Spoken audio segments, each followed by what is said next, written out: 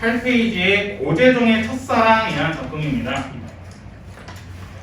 그러니까 이거는 고재종이란 시인이 왜 이런 첫사랑이라는 시를 썼냐면 고재종 시인이 느낀 첫사랑의 감정과 정서는 이런 것이다 라고 얘기한 건데 혹시나 여러분들도 다 첫사랑이 있을지 모르겠는데 고재종 시인이 말씀하신 첫사랑은 인내와 헌신이란 겁니다. 인내와 헌신이란 거고 그 인내와 헌신 끝에 피어난 바로 첫사랑이 진정한 우리가 느낄 수 있는 첫사랑이란 거고 첫사랑 끝에는 우리가 한층 더 성숙해질 수 있는 것이 첫사랑이다 라고 얘기한 게 바로 고재종의 첫사랑이란 건데 한번 8페이지의 제재 소개부터 보시면 첫사랑은 겨울철 나뭇가지에 눈꽃이 맺히고 봄이 되면 그 자리에 봄꽃이 환하게 피어나는 자연현상을 통해 인내와 헌신을 피워낸 첫사랑과 정신적 성숙을 노래하고 있는 작품이다. 이런 내용은 꽃을 피우는 과정을 지켜보는 화자, 운율이 있는 단어, 다양한 감각적 이미지와 표현 방식, 함축적 언어를 통해 전달되고 있으므로 이 작품을 통해 서정가의 특징과 형상화 방법을 이해할 수 있다. 그런 건데 먼저 첫사랑에 대한 그 첫사랑에서 말하는 그것부터 말씀드리면 여기 나뭇가지가 있잖아요. 나뭇가지 이렇게 있으면 나뭇가지 위에서 이렇게 눈이 떨어지는 거야. 요즘 이제 겨울이 다 끝나서 혹시나 보실 수도 있었는데 겨울에 혹시 나중에 여러분 기회 되시면 겨울에 나뭇가지 같은 데 보면 여기에 살짝 눈 결정차게 맺혀 있는 경우가 있거든요. 그래서 이렇게 눈이 막 떨어지다가 눈이 딱 여기 나뭇가지에 상 이렇게 맺힌 거거든요. 이것을 이제 눈꽃이라는 거예요.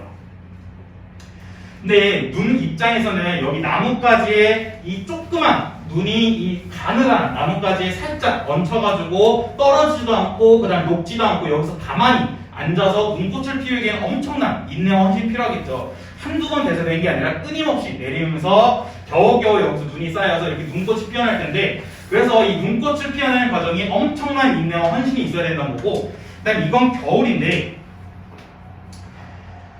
이러다가 이제 시간이 지나서 봄이 되겠죠. 봄이 돼서 이렇게 또 나뭇가지 있는데 봄이 되면 이제 진짜 꽃이 피겠죠.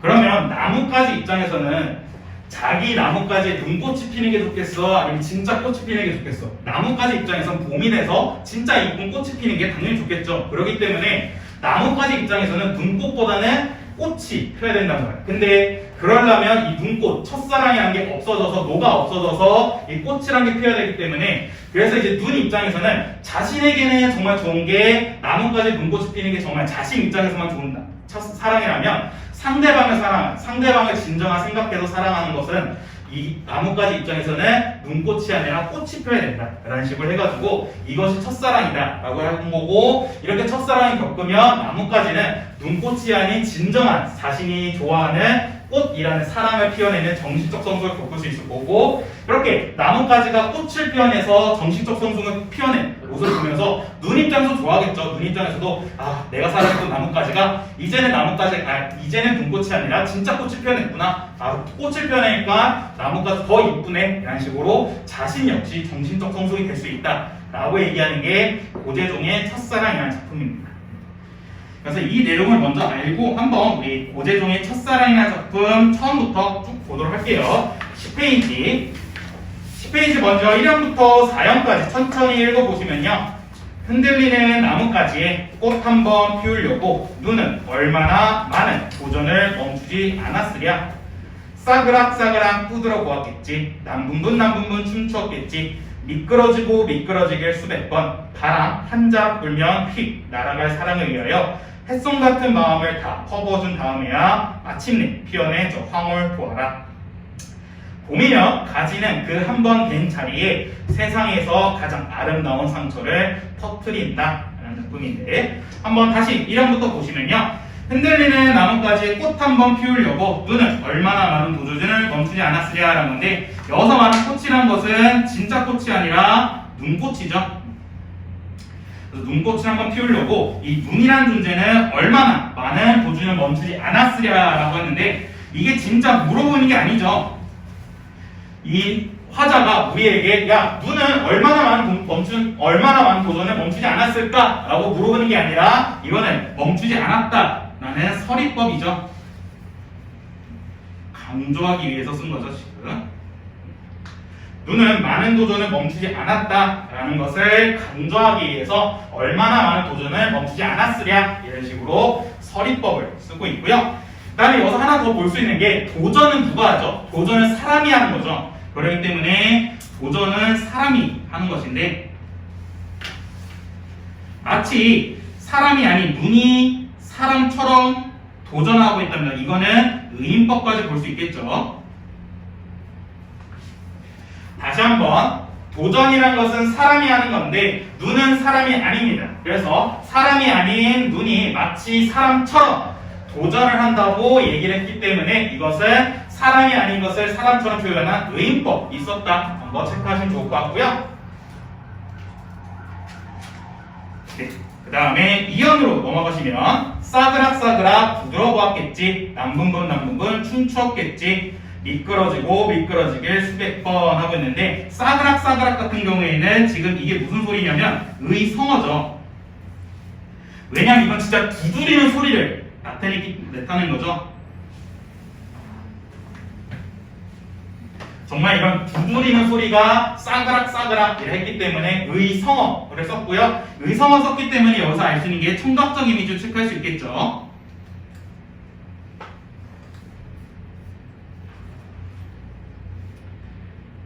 그 다음에 남분분 같은 경우에는 이건 춤추는 모습을 소리로 나타낸 거죠. 그렇기 때문에 의태어 쓰였습니다. 그러니까 진짜 우리가 춤추는 소리가 남분분 이렇게 춤추는 게 아니라 춤추는 모습을 마치 남분분이라는 소리로 나타내기 때문에 의태어 쓰였고요. 그 다음에 춤추었다라는 걸 통해서 우리가 춤추는 걸 어떻게 알 수 있냐면 춤추는 걸 눈으로 봐야 알 수 있는 거죠. 그렇기 때문에 춤춘 것은 시각적 이미지도 체크할 수 있겠습니다.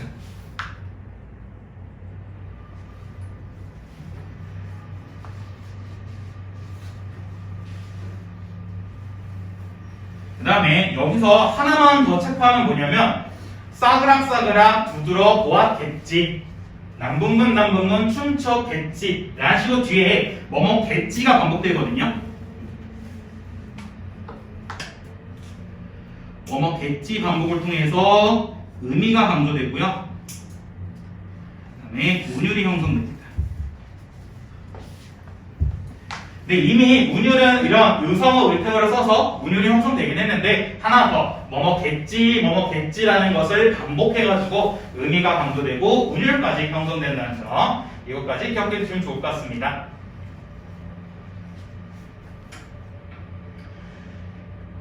그 다음에 3학으로 와서 바람 한 자락 불면 휙 날아갈 사랑을 위하여. 그러니까 눈꽃이 겨우 눈의 가지 위에 눈꽃을 피어냈을 때도 그렇게 휙 하고 바람만 불면 그 눈을 사르르 날아가겠죠. 그렇기 때문에 바람 한 자락 불면 휙 날아갈 사랑을 위하여 햇솜 같은 마음을 다 퍼부어준 다음에 엄청나게 헌신했던 거죠. 그 다음에 여기서 하나 더 체크하시면 좋은 게 뭐냐면 뭐뭐 같은 썼네요.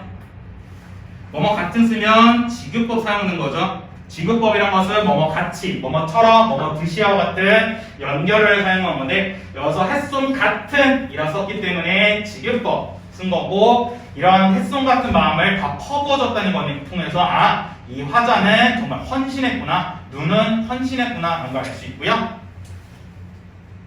그래서 마침내 피어낸 저 황홀을 보아라. 네, 황홀 역시 눈꽃이었죠. 를 보아라 하고 있고요.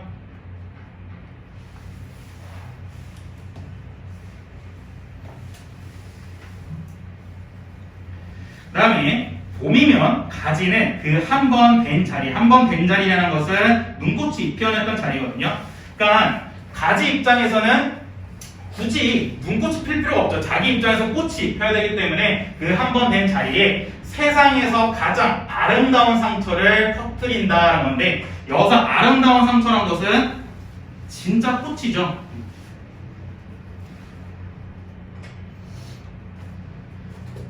자, 혹시 여기서 아름다운 상처에서 떠오르는 표현 방식 있나요? 수사법에서 아름다운 아름다운 상처. 아름답대. 아름다운 건 긍정이야, 부정이야?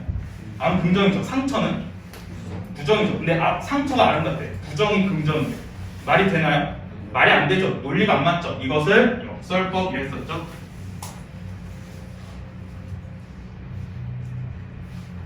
무슨 일인가?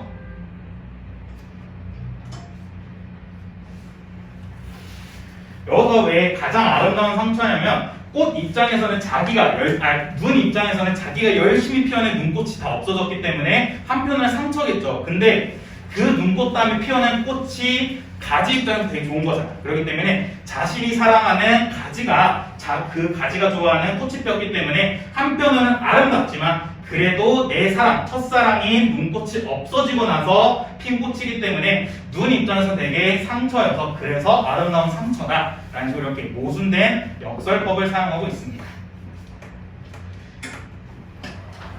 아름답지 않나요? 고재종 첫사랑.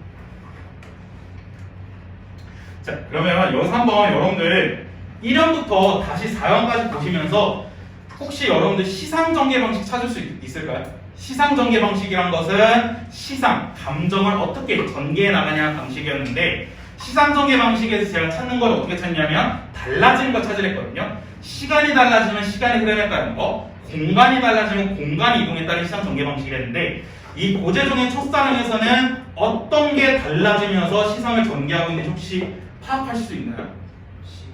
시간? 어떻게? 계절이 어떻게 바뀌었어? 겨울이 어디 있어요?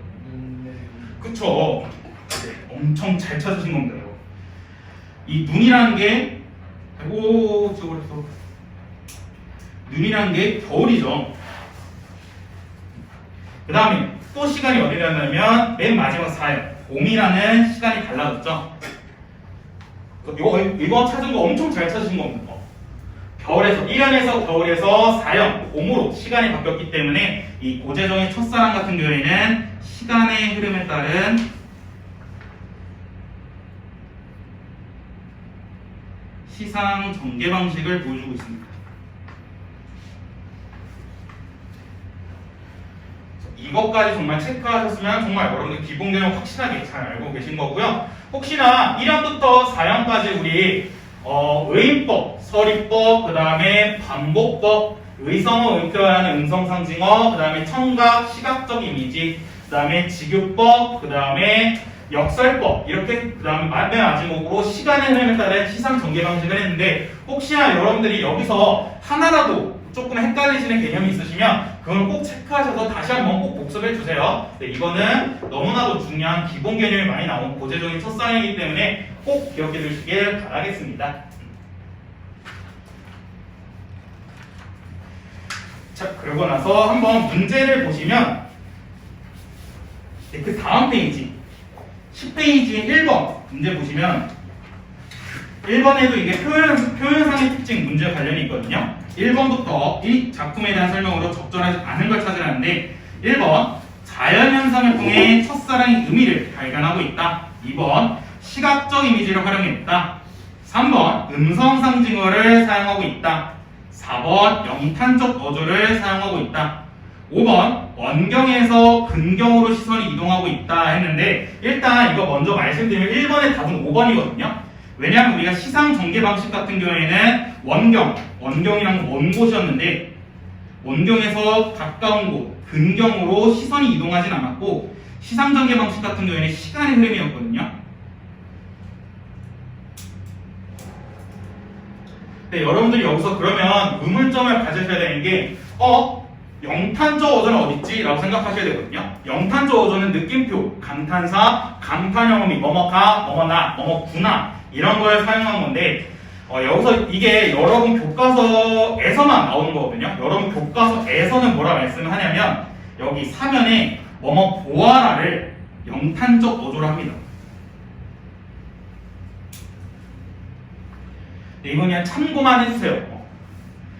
이거는 제가 따로 말씀드리지 않은 게 저 황후를 보아라 같은 경우에는 보통 영탄적 어조보다는 명령형 어조에 더 가깝거든요. 근데 이 명령어 어조 같은 경우 여기서 크게 중요하지 않아서 잘 나오지 않는데 여러분 교과서에서만 여기 보아라를 영탄적 어조라고 얘기합니다. 그래서 이거는 여러분들 학교 내신에 나올 수 있기 때문에 그냥 참고만 하시면 될 것 같아요. 다른 고재종의 첫사랑이라는 작품에서 다른 교과서 작품 보시면 뭐뭐 보아라가 영탄적 어조라 얘기는 안 하거든요. 여러분 교과서에서만 뭐뭐 보아라가 영탄적 어조라 얘기하기 때문에 이 점은 그냥 참고만 하시면 좋을 것 같습니다. 자, 그 다음에 넘어가서 또 10페이지 2번.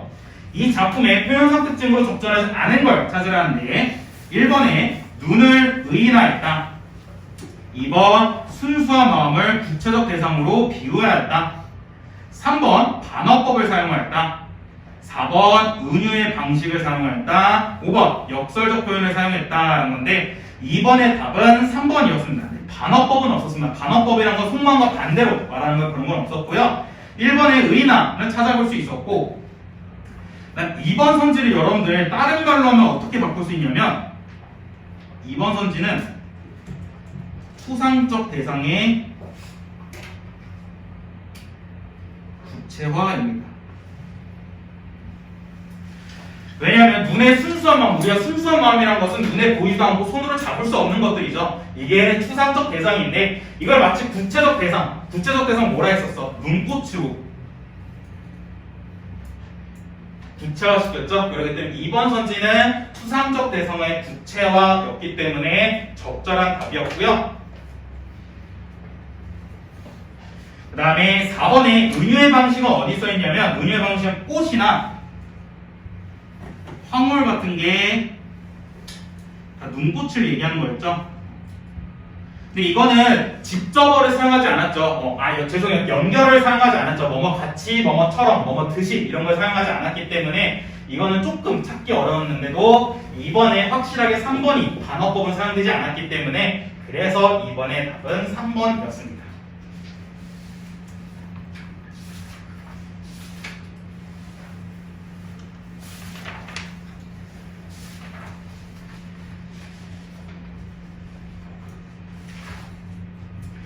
그 다음에 여기까지요. 고재종의 첫사랑이라는 작품이었고요.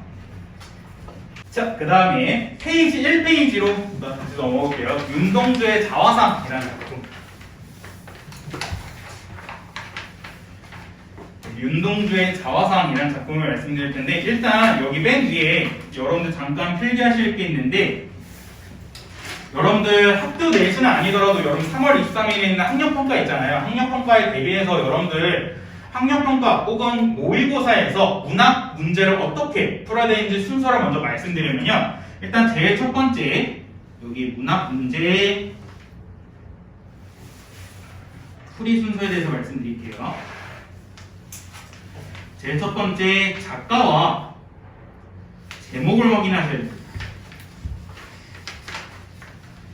일단 여러분들이 딱 문학 문제를 보셨을 때 바로 작품부터 읽는 게 아니라 그 작품의 작가와 제목을 확인하셔야 되거든요. 이 작가와 제목을 확인한 이유가 뭐냐면 각각의 작가들만의 스타일이 있어요.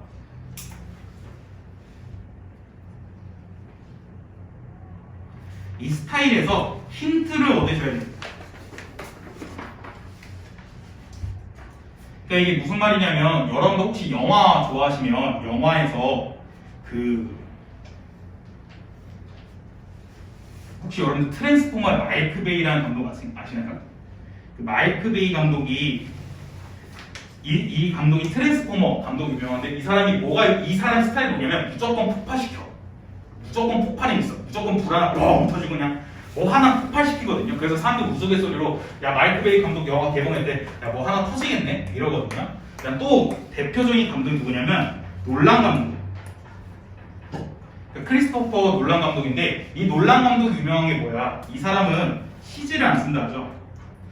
그래서 막 인셉션에서 뭐지? 호텔에서 이렇게 빙글빙글 돌아간 것도 진짜 세트장을 만들어서 했다 하고 인터스텔라에서 4차원의 공간인가? 5차원의 공간에서 이 스테이 하는 것도 진짜 공간을 만들었다 하잖아요.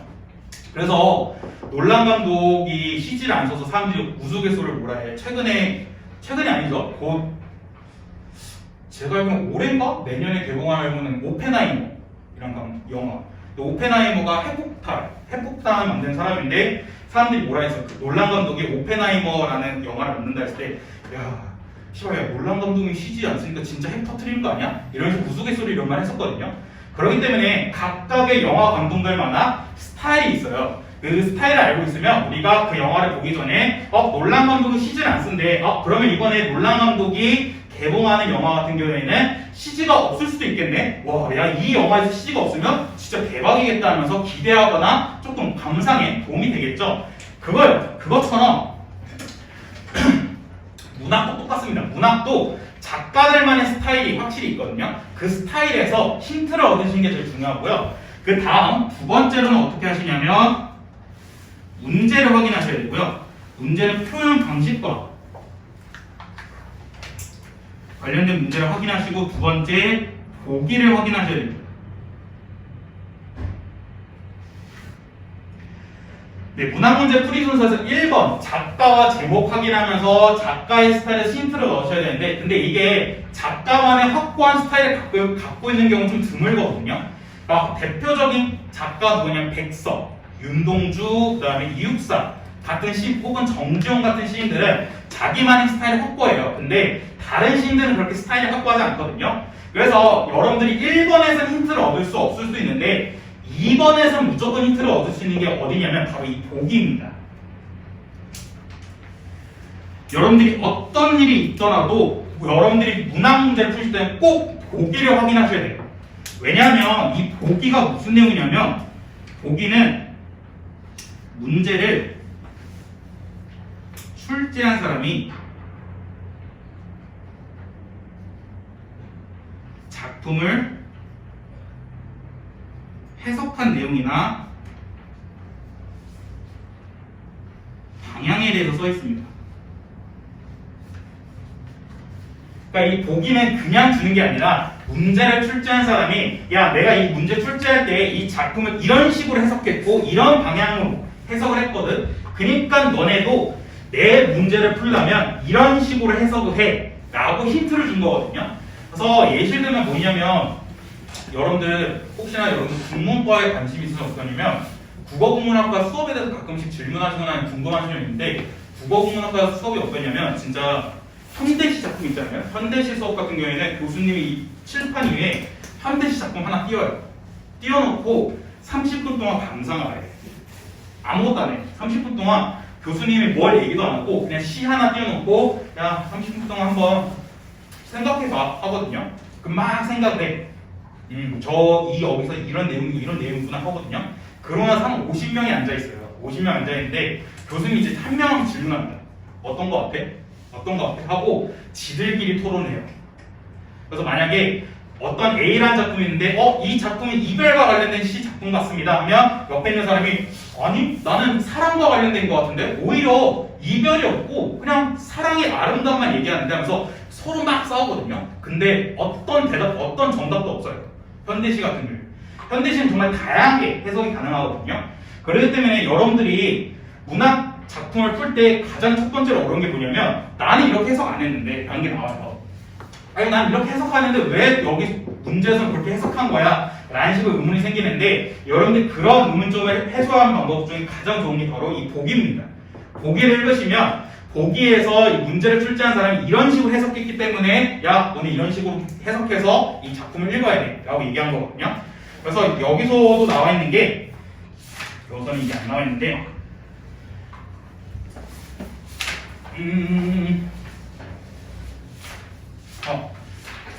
쭉 넘어가셔서 여기 아닌데 이거 빠졌어. 제기랄. 이게 뒤에 뭐라 되어 있냐면 제가 실수로 빼먹은 것 같은데 뒤에 자화상이란 건 뭐냐면 자화상이라는 건 우물이라고 얘기하거든요. 그래서 우물이란 것은 자기 자신을 좀 볼 수 있는 공간이라 해요. 그래서 여기서 윤동주의 자화상이라는 걸 통해서 뭘 알려주냐면 윤동주의 자화상이라는 작품은 거기 우물에 자기의 비친 모습 보면서 자기 자신을 되돌아보는 이야기다 라고 말해주고 있거든요. 보기에서. 그렇기 때문에 여러분들이 문학 문제를 처음에 푸실 때는 무조건 이 보기를 읽으셔야 되고요. 보기에서는 이 무조건 힌트를 얻을 수 있습니다. 왜냐하면 이 작품을 해석한 내용과 방향이 있기 때문에 여러분들이 꼭 보기를 읽으셔야 되고요. 그 다음에 제가 표현 방식과 관련된 문제를 확인하는 이유는 뭐냐면, 우리 여러분 기본 개념 책 보면 이게 120개 정도 돼요. 120개 되는 개념을 다 여러분들이 작품 읽으면서 분석하기 어렵거든요. 그렇기 때문에 여러분들이 효율적으로 문제를 푸는 방법은 뭐냐면, 이 문제에서 요구하는 표현 방식만 찾자 이겁니다. 그래서 예시를 들면, 여러분들 뒤에 넘어가면 3페이지에 이런 거 보시면 돼요. 그냥 여러분들이 작품을 읽으면서 내적 갈등을 해소하고 있는지, 그 다음에 의지적인 태도 혹은 의지적인 존재가 있는지, 아니면 시상을 전개하면서 내적 갈등이 형성화되고 있는지, 혹은 아니면 이번 문제에서 예찬하는 태도가 있는지, 혹은 냉소적인 태도가 있는지, 삶에 무상감이 있는지만 여러분들이 이 작품을 읽으시면서 분석하시면 되거든요. 다른 거 생각할 필요 없어. 다른 거 무슨 여기 음성 상징어가 있는지, 색채어가 있는지, 아니면 공망각적 이미지가 있는지를 찾을 필요 없어요. 왜? 문제에서 그걸 찾으라는 말 안 하고 있기 때문에. 그렇기 때문에 여러분들이 꼭 표현 방식과 관련된 문제를 읽으시면서, 이 작품에서는 이런 표현 방식만 있는지 체크하면 되겠구나 라고 생각하시면서 문제를 푸시면 됩니다. 그 다음에 이제 세 번째로 여러분들이 본문으로 가셔야 돼요. 그래서 여러분들이 이 문학 문제를 풀이하는 순서는 1, 2, 3의 순서가 있는데, 이거는 꼭 이대로 따라 주시길 바라겠습니다. 제일 첫 번째 작가를 확인하시고, 두 번째 표현 방식과 관련된 문제를 확인하고 보기를 확인하시고요. 그 다음 세 번째로 본문을 가셔야 된다는 점 꼭 기억해 주시길 바라겠습니다. 자, 그러면 넘어가셔서 자화상이 윤동주라는 작품인데, 뭐라는 거야? 윤동주의 자화상이라는 작품인데, 내가 방금 반대로 말했지? 아닌가? 자화상의 윤동주의 뭐라고? 맞잖아. 윤동주의 자화상. 도쿄. 자, 윤동주의 자화상이라는데, 일단 작가를 확인하면 윤동주 시인은 너무 중요합니다. 여러분들이 고등학교 3년 내내 문학 공부를 하시면서 윤동주 작품은 최소 5작품을 보실 거예요. 그때마다 윤동주 시인은 확실하게 자기만의 스타일을 확보하십니다. 이 스타일이 벗어난 적이 없고요. 이분은 정말 스타일이 확고하신데, 이분의 대표적인 스타일이 뭐냐면, 제일 첫 번째 자기 성찰을 하시고요. 자기 반성을 무조건 하십니다. 글씨가 너무 다시 써드릴게요. 자기 성찰을 하고 자기 반성을 하십니다. 무조건이 윤동주 시인은 무조건 이 성찰과 반성이 있습니다. 그 다음에 하나 더, 윤동주 시인은 현실적 자아와 이상적 자아가 싸웁니다. 이 현실적 자아는 좀 소극적인 친구고요, 이상적 자아는 좀 적극적인 친구거든요. 현실적 자아와 이상적 자아가 막 싸우는데, 이거는 자아끼리 싸우는 것은 하나의 내적 갈등입니다.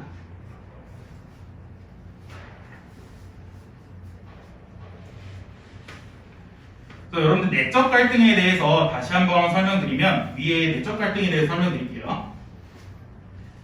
내적 갈등은 총 세 가지가 있었거든요. 첫 번째 딜레마. 딜레마란 것은 이것이냐 저것이냐, 내가 짜장면을 먹을 것이냐 짬뽕을 먹을 것이냐, 이게 하나의 딜레마고요. 두 번째 트라우마. 어떤 대상을 보면서 갑자기 무서움과 두려움을 느끼는 게 트라우마고, 그다음에 세 번째 자아의 분열이 있어요. 이 자아의 분열 대표적인 사례는 바로 이상이거든요.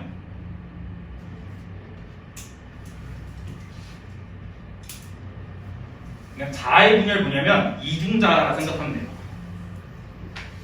이중인격이죠, 소위 말해서. 그래서 내적 갈등에는 딜레마, 트라우마, 자아의 분열이 있는데, 자아의 분열은 정말 완전히 갈라진 게 이제 이상인 거고, 가끔씩 이제 윤동주 시인처럼 현실적 자아와 이상적 자아가 싸워요. 근데 얘네는 진짜 자아가 분열된 게 아니라 맨날 자기 자신을 성찰하고 반성하는데, 그러나서 자신의 속마음, 이상적 자아는 자기가 생각했던 이상적 자아는 일제에 적극적으로 저항하는 게 이상적 자아라는 거죠. 그래서 윤동주 시인의 작품에는 현실적으로 자기가 아무것도 할 수 없는 소극적인 자아와 그다음에 자기가 이상적으로 바라는 적극적인 자아가 막 싸웁니다. 근데 싸우다 이 둘이 어떻게 되냐면 결국 끝에는 화해합니다. 화해하는데 이상적 자아가 현실적 자아한테 손을 내밀어요. 우리 화해하자 하고 나서 결국은 화해 끝에 좀 미래에 대한 밝은 전망을 보여줍니다. 그러니까 현실적 자아와 이상적 자아가 막 싸우다가 막 서로가 야 너도 병신이야 너도 병신이야 이렇게 하고 나서 그냥 아예 쌩깐 게 아니라 이상적 자아가 그래 소극적 자아, 현실적 자아가 내가 널 보살펴줄게, 안아줄게, 혹은 악수를 건넬게 이런 식으로 둘이 화해하면서 그래 윤동주 화자는 결국에는 이상적 자아, 적극적 자아가 돼서 미래에는 조금 더 밝은 미래가 있을 거야 라는 식으로 보여주는 게 윤동주 시인의 특징입니다. 그래서 여러분들이 만약에 교과서든 아니면 모의고사든 학력평가든 수능에서 윤동주 작품을 보면 윤동주 작품은 자기 성찰과 자기 만성 보여주고 현실적 자아와 이상적 자아가 갈등을 일으키는 내적 갈등을 보여주지만 결국 그 끝에는 화해를 한다. 뭐 기억하시면 너무나도 도움이 됩니다. 자, 그래서 이렇게 먼저 보시고요. 그 다음에 그냥 바로 본문으로 들어갈게요. 바로 몇 페이지야? 2페이지에 윤동주의 자화상이라는 작품 바로 넘어가면 1형부터 그냥 먼저 한번 쭉 읽어볼게요. 산 몸뚱이를 돌아 농가 외딴 우물을 홀로 찾아가서는 가만히 들여다봅니다. 우물 속에는 달이 맑고 구름이 흐르고 하늘이 펼치고 파란 바람이 불고 가을이 있습니다. 그리고 한 사나이가 있습니다. 어쩐지 그 사나이가 미워져 돌아갑니다. 돌아가다 생각하니 그 사나이가 가엾어집니다. 도로가 들여다보니 사나이는 그대로 있습니다. 다시 그 사나이가 미워져 돌아갑니다. 돌아가다 생각하니 그 사나이가 그리워집니다. 우물 속에는 달이 맑고 구름이 흐르고 하늘이 펼치고 파란 바람이 불고 가을이 있고 추억처럼 사나이가 있습니다. 그래서 한번 다시 처음부터 보시면요.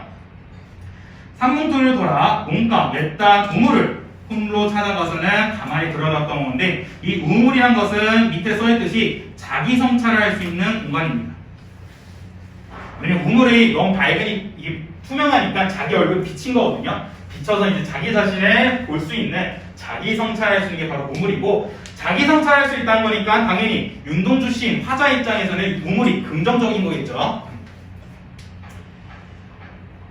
그 다음에 이 긍정적인 자기 성찰할 수 있는 우물 속에는 달이 밝고 구름이 흐르고 하늘이 펼치고 파란 바람이 불고 가을이 있답니다.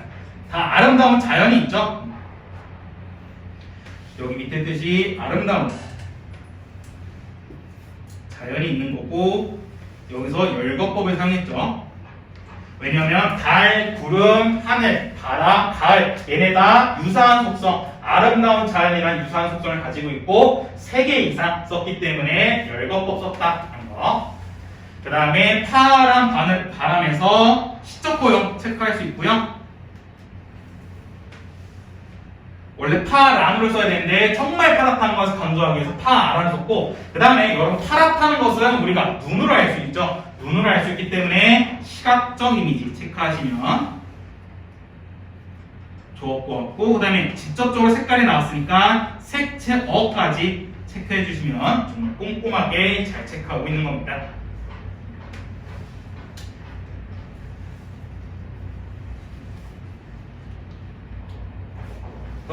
갔더니 우물에 가서 봤더니 아름다운 자연, 달, 구름, 하늘, 바람, 가을 이런 것들이 있었다는 거고 근데 거기 또 뭐가 있었냐면 이번엔 좀 다르게 그리고 한 사나이가 있답니다.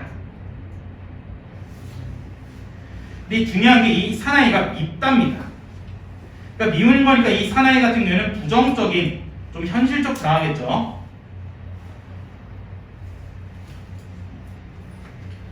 그러니까 우물 속에 다 종범했는데 그 옆에 너무 초라하고 소극적인 현실적 자아가 있는 거예요. 그 사나이가 있는데 그 사나이가 현실적 자아하고 소극적 자아이기 때문에 화자 입장에서는 되게 밉겠죠. 아유 등신아 이렇게 소극적으로 어떻게 살래? 이런 식으로 밉고 그다음 한편으로는 되게 소극적이기 때문에 밑에 써있듯이 부끄러운 감정도 있겠죠. 그래서 아유 꼴도 보기 싫어하면서 돌아가다가 또 그 갑자기 그 사나이가 가엾어진 겁니다. 그러니까 처음에는 그 사나이가 소극적으로 현실적으로 가만히 있어서 되게 밉고 부끄러웠는데 또 지나가다 보니까 아 그래 그 소극적인 현실적 자아도 그러고 싶었겠냐 하면서 또 한편으로는 연민이 느낀 건데 이거는 지금 정서가 변화한 거죠. 화자의 정서가 직접적으로 변화됐죠. 그 사나이가 밉다 했는데 또 갑자기 연민, 가엾답니다.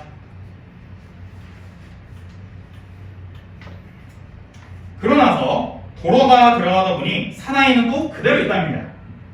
근데 또 그 가만히 보니까 또 밉대. 또 정서가 변하죠.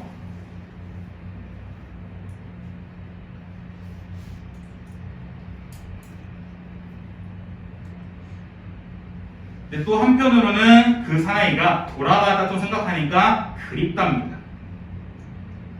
또 정서가 변하죠. 여기서 체크할 수 있는 게 뭐냐면 지금 윤동주 화자는 사나이가 밉다가 가엾다가 밉다가 그립답니다. 얘는 뭐야? 계속 왔다 갔다 하는 거죠. 왔다 갔다 하는 거기 때문에 하나의 내적 갈등으로 볼 수 있는 겁니다. 속으로 막 그런 거죠. 아유 저 새끼 미워 죽겠네 하다가 한편으로는 또 저 새끼가 참 불쌍하고 또 그러다가 한편으로는 또 미워 죽겠고 근데 또 한편으로는 그리워하는 그래서 이런 식으로 속으로 정서가 변하는 내적 갈등을 체크할 수 있고요. 근데 결국에 이 현실적 자아가 화해하는 모습을 어떻게 알 수 있냐면 유견의 우물 속에는 달이 밝고 구름이 흐르고 하늘이 펼치고 파란 바람이 불고 가을이 있고 그 다음에 추억처럼 사나이가 있답니다. 이때 사나이는 이상적 자아를 얘기합니다. 뭐뭐처럼을 썼으니까 연결어가 있다 보니까 직역도 사용했고요. 그러니까 이게 왜 갑자기 마지막 유견에는 사나이가 이상적 자아냐면 위에서 봤을 때 이연에서 가을이 있다고 끝났거든요. 그 다음에 마치 우물에는 사나이가 없는 것처럼 얘기했습니다. 그러니까 우물에는 좋은 거 먼저 달, 구름, 하늘, 바람, 가을이 있다고 먼저 얘기하고 그리고 아유 이 소극적 자아, 현실적 자아도 있었네 하는 건데 마지막 유견에 가서는 이 좋은 거랑 같이 열거되고 있기 때문에 그래서 이때 사나이는 달, 구름, 하늘, 바람, 가을 얘네처럼 좋은 속성을 가진 긍정적인 속성을 가진 애들을 열거했구나 라는 점에서 사나이가 이상적 자아다 라고 체크할 수 있습니다. 그러니까 윤동주의 자아상은 조금 시가 애매하긴 애매한데 그래도 여기서 말하고 싶은 게 뭐냐면 현실적 자아와 이상적 자아가 계속 내적 갈등을 일으키다가 결국 끝에는 이상적 자아의 모습을 보여주면서 자기 자신의 자아 성찰이 끝나는 모습을 보여주는 게 윤동주의 자아 성찰이고요.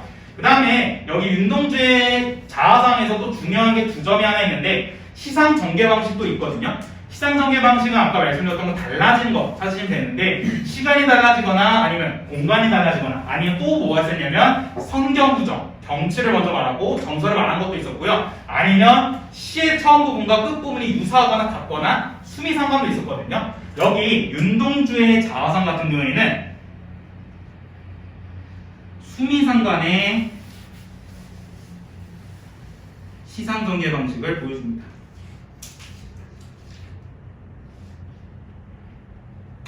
어떻게 수미상관이냐면 이연과 유견이 둘이 비슷하죠. 이연은 우물 속에 달이 밝고 구름이 흐르고 하늘이 펼치고 파란 바람이 불고 가을이 있다 얘기를 했고 또 유견에는 우물 속에는 달이 밝고 구름이 흐르고 하늘이 펼치고 파란 바람이 불고 가을이 있고 추억처럼 사나이가 있다 했기 때문에 이연과 그러니까 이게 여러분들이 수미상관을 너무 오해하시면 안 되는 부분이 뭐냐면 이연은 처음이 아니잖아요 할 수 있는데 그냥 이렇게 전체적으로 2연이 1, 2연이 처음이고 5, 6년이 마지막 부분, 끝부분이라 생각하시면 좋아요. 이렇게 이해하시면 되고요. 그 다음에 하나 더 추가하시면 좋은 게 뭐냐면 그냥 수미상관이 아니라 변형된 수미상관의 구성 방식이다 생각하시면 좋은 게 맨 마지막에 사나이가 있다 라는 식으로 6연에만 하나를 더 추가했기 때문에 그래서 2연과 6연의 변형된 수미상관의 시상 전개 방식을 체크할 수 있다는 점.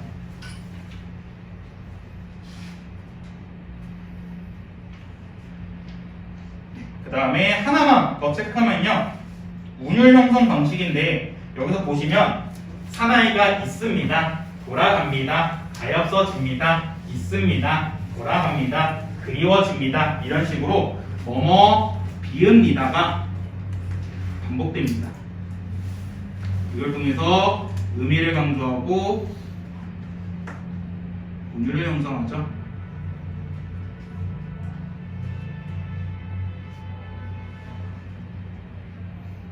그래서 여기까지가 윤동주의 자화상이라는 작품이었습니다. 그래서 윤동주의 자화상이라는 작품에서 여러분들이 먼저 제일 첫 번째 기억하셔야 되는 거는 윤동주 시인의 스타일이란 거. 자기 성찰, 자기 반성, 상실독자와 이상독자가 갈등을 일으키는 내적 갈등이 있지만 끝에는 결국 화해를 한다는 점. 꼭 기억해 두시길 바라겠습니다. 네, 벌써 시간이 3시인데 10분 쉬었다가 우리 현대소설 기본 개념만 빠르게 보고요. 독서랑 문법 나가도록 할게요.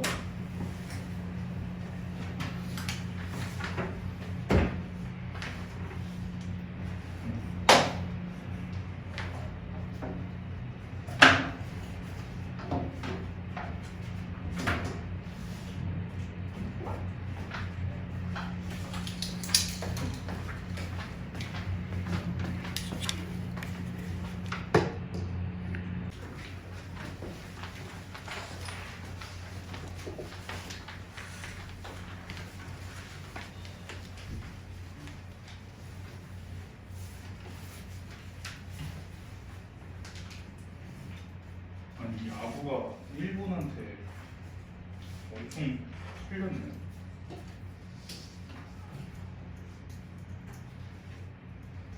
야구 좋아지는 게 돼요? 야구를 야구보다는 축구를 좋아해가지고.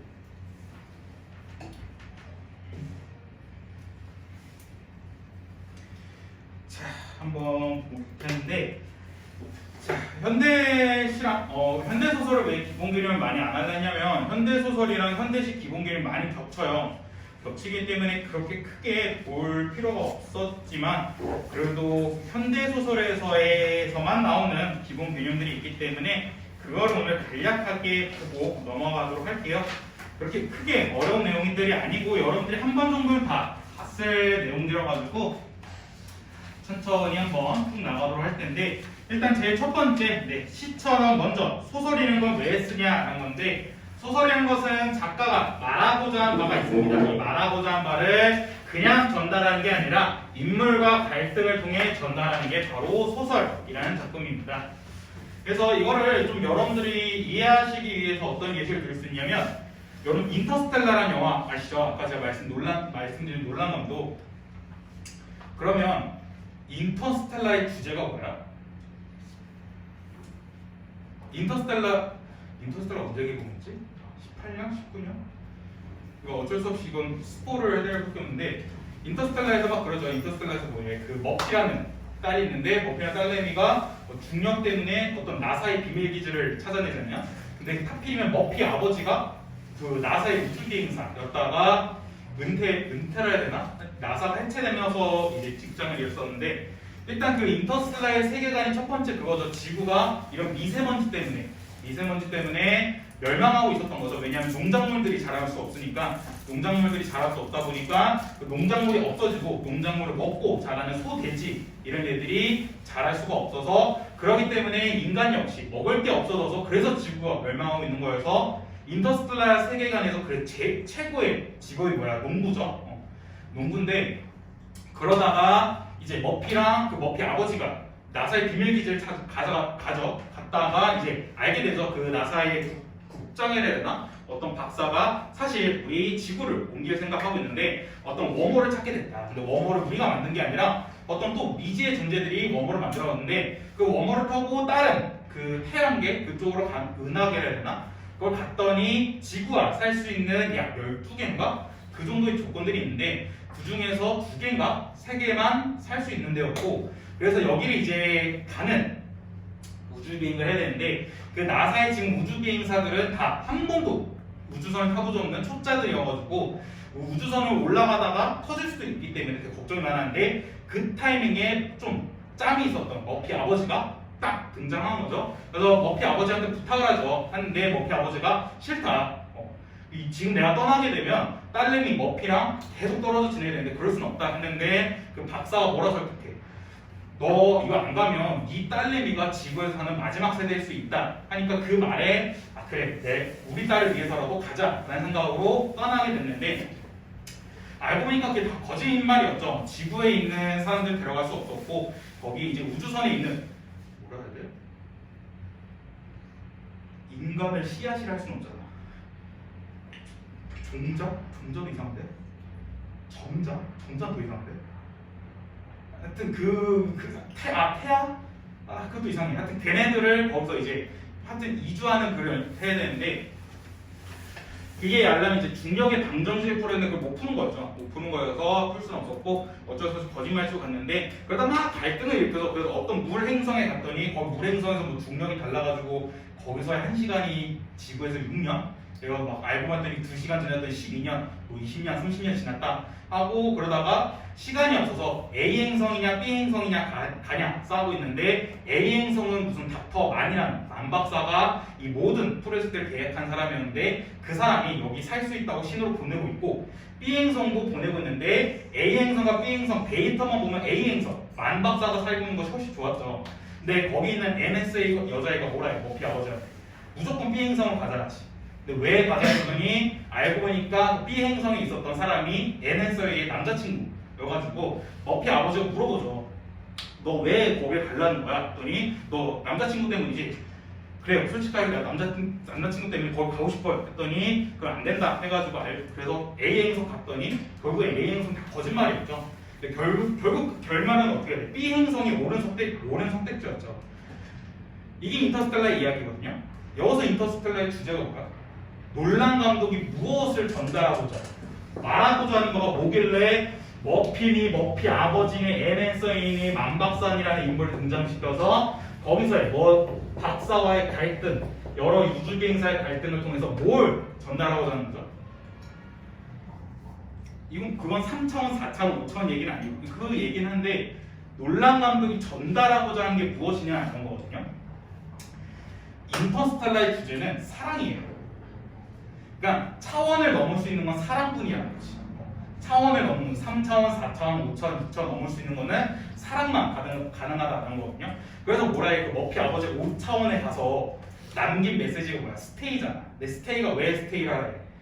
딸내미랑 계속 사랑을 하기 위해서 딸내미를 사랑해주기 위해서는 너 계속 거기 남아야 된다. 그러니까 그 차원을 넘어서 결국 5차원에서 넘어서 그 시계에 남아있는 중력의 방정식을 머피가 발견해가지고 했는데 그게 아버지의 사랑이었고 그다음 A 행성이냐 B 행성이냐 갈 때에서도 결국 사랑을 따라서 B 행성 갔으면 어느 누구도 피해보지 않았고 B 행성 잘 갈 수 있었는데 그 사랑보다는 데이터를 믿어서 A 행성 갔다가 호되게 당했고 그 다음에 머피 아버지가 머피 다 늙은 할머니 머피를 보면서 같이 있어준다 했는데 머피가 뭐라 해? 그 부모가 자식 죽는 건 보게 할 수는 없다. 당신의 또 다른 사랑이 있지 않냐? 또 다른 사랑 NSA를 찾아가라 얘기하죠. 그래서 결국에는 머피 아버지가 우주비행선을 타고 자신의 또 다른 사랑인 NSA를 찾아가는 이야기가 인터스텔라이기 때문에 인터스텔라는 전체적으로 말하면 좀 사랑을 말하고 싶었던 거거든요. 그것처럼 물론 이건 영화긴 한데 영화랑 소설이 조금 극이냐 갈래가 좀 다른 것 뿐이지 소설이란 거는 그렇게 작가가 말하고자 하는 말을 인물과 갈등을 통해 전달하는 거고 우리 그래서 소설을 읽으실 때 인물 중심으로 읽으셔야 되고 그 인물들이 겪는 갈등에 집중을 하셔야 되는 겁니다. 이게 소설인 거기 때문에 그래서 0번으로 해놓은 게 바로 소설을 읽는 순서예요. 소설을 읽는 순서는 먼저 얘네들 빼고 인물 중심으로 읽으신 다음에 인물이 겪는 상황 그 다음에 그 속에서 겪는 심리와 갈등에 대해서 이해하셔야 되는 게 소설이고요. 그 다음에 가장 중요한 게 바로 이 부분입니다. 앞부분의 줄거리와 보기를 무조건 읽으셔야 돼요. 보기는 앞서서 말씀드렸죠. 보기라는 것은 문제를 출제한 사람이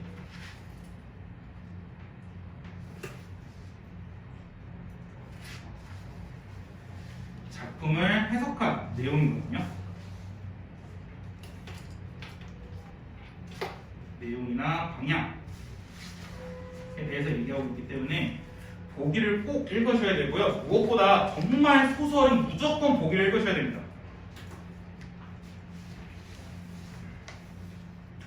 왜냐면 이게 제가 작년이랑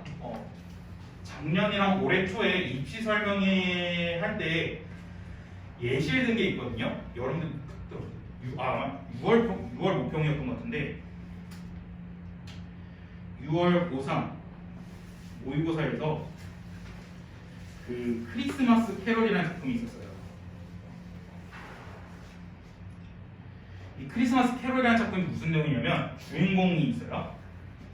주인공이 있는데 주인공이 막 지내는데 주인공이 밤만 되면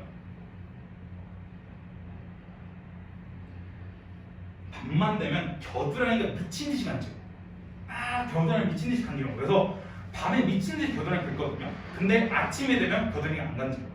그래서 얘가 너무 화가 나니까 결국 아침에 병원을 가거든요. 피부과 가서 저 밤만 되면 겨드랑이 간지럽습니다. 겨드랑이 보여주는데 그건 아무렇지도 않은데 하는 겁니다.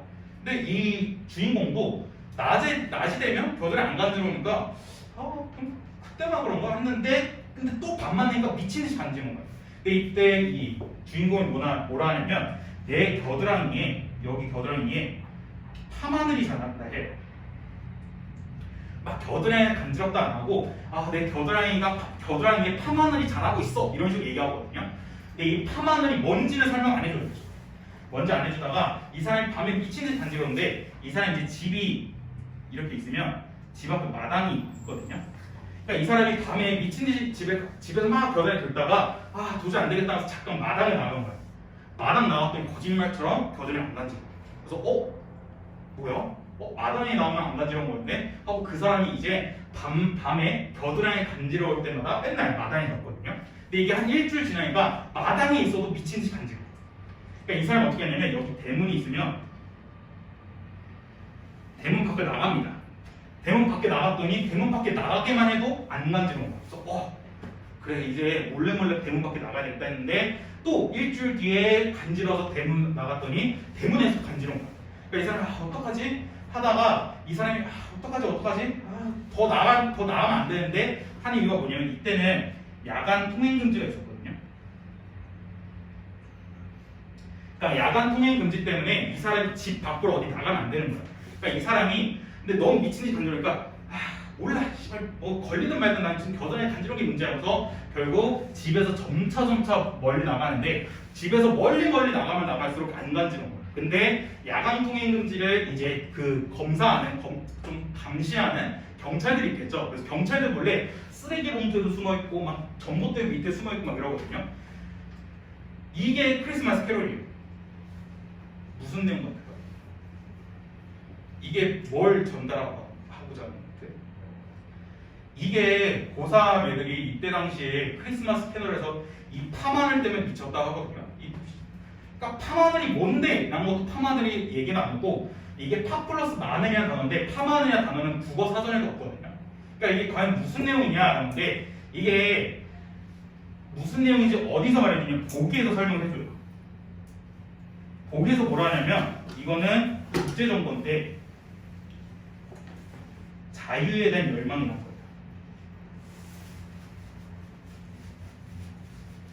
그러니까 야간 통행 금지는 지금은 없고 독재정권 때 있었대죠.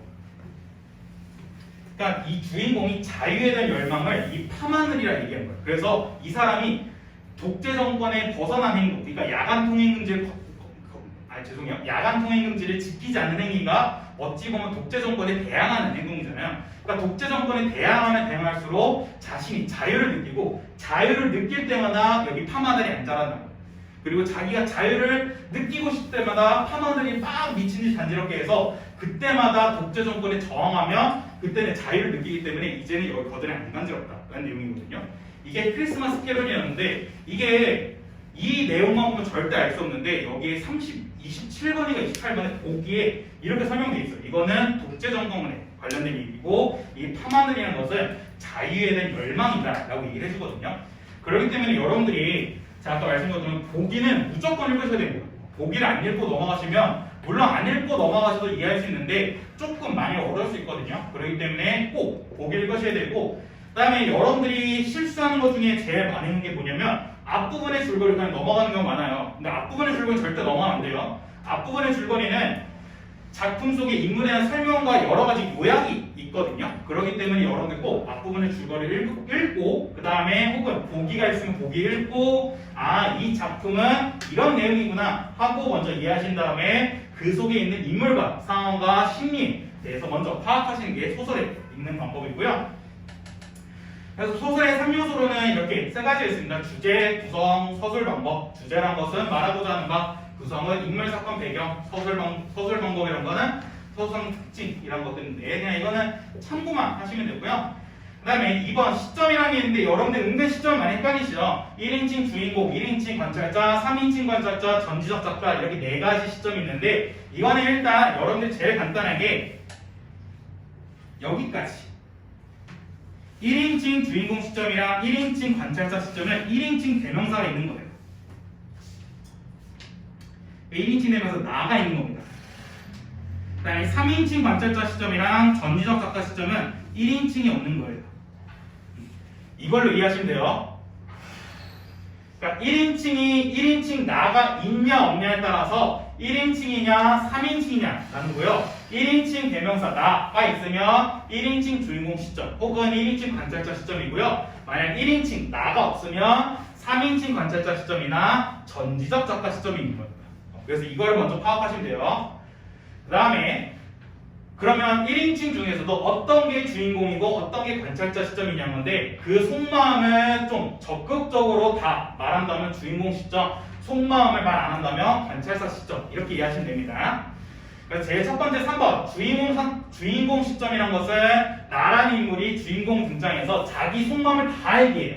그렇기 때문에 1인칭 나가 등장하고 이건 또 다른 말로 작품 속의 서술자입니다. 왜냐하면 작품 소설에 있는 서술자가 자기 이야기를 하는 거기 때문에 1인칭 주인공 시점은 또 다른 말로 작품 속의 서술자고요. 그 다음에 주인공이 내 이야기를 하다 보니까 속마음, 내면 세계를 잘 알 수 있고 근데 되게 주의하실 게 주관적인 느낌이 강합니다. 왜냐하면 나의 시선에서만 얘기하기 때문에 주관적인 느낌이 강하고 그 다음에 주인공 말고는 다른 속마음을 알 수 없어요. 그래서 만약에 어떤 사람이 사수문에 대해서 소설을 쓰고 싶은 거야. 그래서 사수문은 이렇게 얘기하면 내 입장에서 나는 오늘도 앵코커먼을 수업하고 있다 하는데 저의 속마음은 막 얘기할 수 있지만 여러분의 속마음을 얘기할 수 없겠죠. 이런 게 1인칭 주인공 시점이고요. 그다음 1인칭 관찰자 시점은 나라는 인물 1인칭이 등장하는데 그냥 순수하게 관찰만 하는 겁니다. 자기 속마음 얘기 안 하고 그 다음에 다른 주인공도 얘기 안 하고 그냥 관찰한 내용만 얘기해줘요. 그래서 만약에 여러분들이 주인공이야. 그러면 내 입장에서 여러분들은 열심히 글을 쓰고 있다. 누구누구는 글을 쓰고 있다. 그냥 이렇게 관찰하는 내용만 쓰면서 얘기한 게 바로 1인칭 관찰자 시점이고요. 그 다음에 3인칭 관찰자 시점은 나 없이 그냥 대명사, 고유명사 그러니까 그냥 1인칭이 없는 거예요. 나 없이 작품 밖에 있는 서술자가 관찰한 이야기를 하는 게 바로 3인칭 관찰자 시점이고요. 3인칭 관찰자 시점은 중요한 게 객관적인 느낌이 강합니다. 그러니까 완전 제3자가 그냥 남일을 얘기하기 때문에 객관적인 느낌이 강하다라는 거. 그러니까 3인칭 관찰자 시점은 그냥 쉽게 말해서 해설자 생각하시면 돼요. 혹시 여러분들 연극 보신 분 계세요? 연극 같은 데 보시면 연극은 그 위에서 어떤 사람이 따로 나레이션 해주는 사람이 있거든요. 그러면 로미오와 줄리엣 연극 그러면 로미오가 등장합니다. 로미오가 줄리엣 집으로 갑니다. 이런 그냥 해설만 해준 사람이 있거든요. 이렇게 그냥 자기가 보는 이야기를 해설만 해주는 게 바로 3인칭 관찰자 시점이고요. 그래서 이런 3인칭 관찰자, 해설자는 보통 연극에 많기 때문에 그래서 극적인 효과를 취할 수 있습니다. 이 극적이란 게 연극 생각하시면 돼요.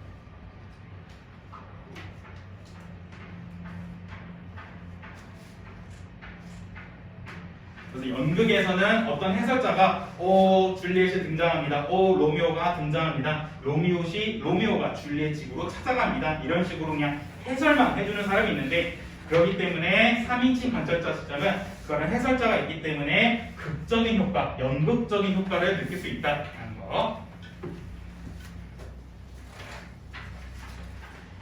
자, 그 다음에 넘어가셔서 6번 전지적 작가 시점이라는 건데 전지적 작가 시점은 그냥 신처럼 얘기하는 거거든요. 그러니까 전지란 게 무슨 내용이냐? 전지란 건 모든 걸 알고 있다는 거거든요. 그래서 모든 사람들이 다 속마음이랑 사연, 갈등 그런 걸 생각을 다 알고 있는 게 전지적 작가 시점입니다. 그래서 전지적 작가 시점이란 건 그냥 여러분들이 전지적이란 말을 알고 계시면 돼요. 전지적이란 것은 그냥 모든 것을 다 알고 있기 때문에 어떤 한 인물에 대해서만 얘기하는 게 아니라 모든 인물에 대해서 다 얘기할 때 전지적 작가 시점이란 거고요.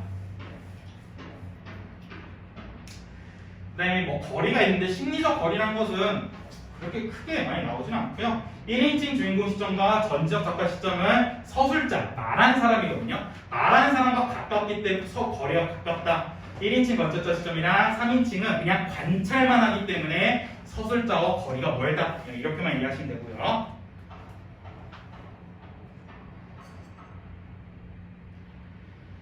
그 다음에 가끔씩 특정 인물의 시각의 서술이라는 게 있거든요. 이게 무슨 말이냐면 현빈과 손예진이 있습니다. 1번 현빈은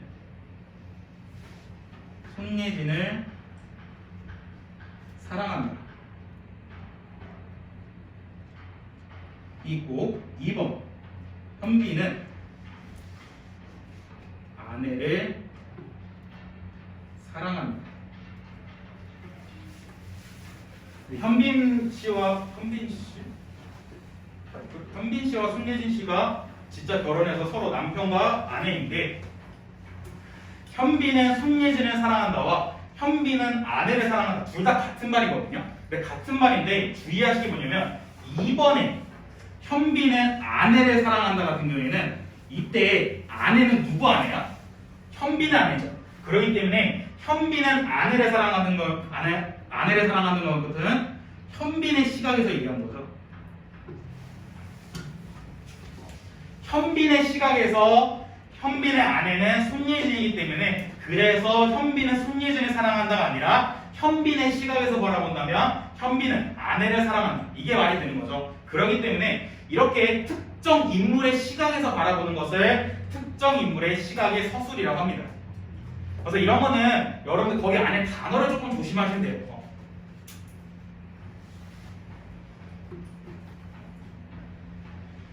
네, 그 다음에 9번 의식의 흐름 기법이 있는데 의식의 흐름 기법 중요합니다. 의식의 흐름의 기법.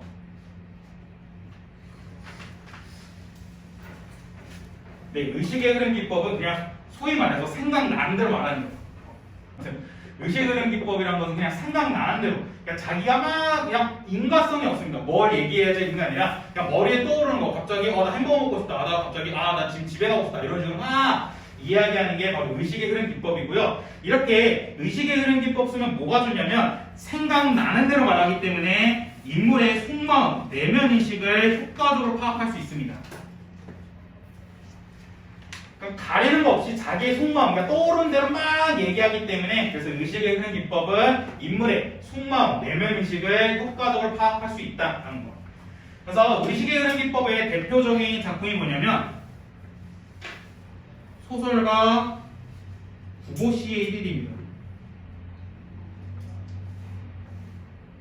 이 소설가 구보씨의 1일이라는 작품 보시면 구보라는 사람이 그냥 갑자기 어느 날 집 밖으로 나가요. 집 밖으로 나가다가 아 배고프다 뭐 하지 하다가 갑자기 어떤 여인이 뭘 하고 있네 그렇구나 하다가 갑자기 아 모르겠다 전철 타야지 전철 타고 전철에 탔는데 어떤 할아버지랑 할머니 있는 거 보고 저 두 분은 참 행복해 보인다 하다가 어떤 꼬마애 보고 저 꼬마애 참 순수해 보이구나 하고 열차 내려야지 전철 내리고 나서 갑자기 서울역 가고 이런 내용이거든요.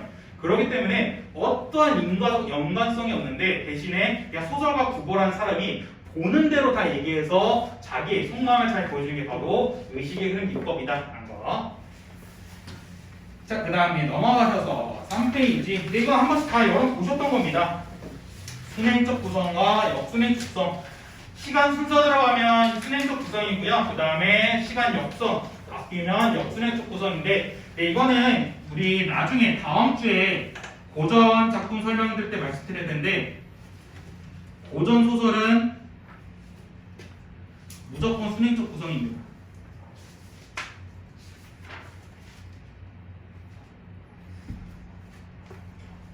네, 고전 소설은 무조건 순행적 구성이에요. 그러니까 순행적 구성이 일대기적 구성이란 건데 일대기적 구성이란 뭐냐면 출생부터 죽음까지예요.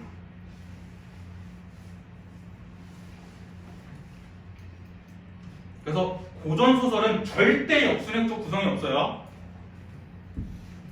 이렇게 말씀을 드렸는데 여러분들이 3월 학력평가에서 신나게 소설이 나왔는데 고전 소설에서 역순행적 구성 체크하시면 죽여버릴 겁니다. 정말 역순행적 구성 고전 소설은 무조건 순행적 구성이야. 왜냐하면 여러분 심청전 생각해봐. 심청이도 태어났을 때부터 죽을 때까지 얘기하고요.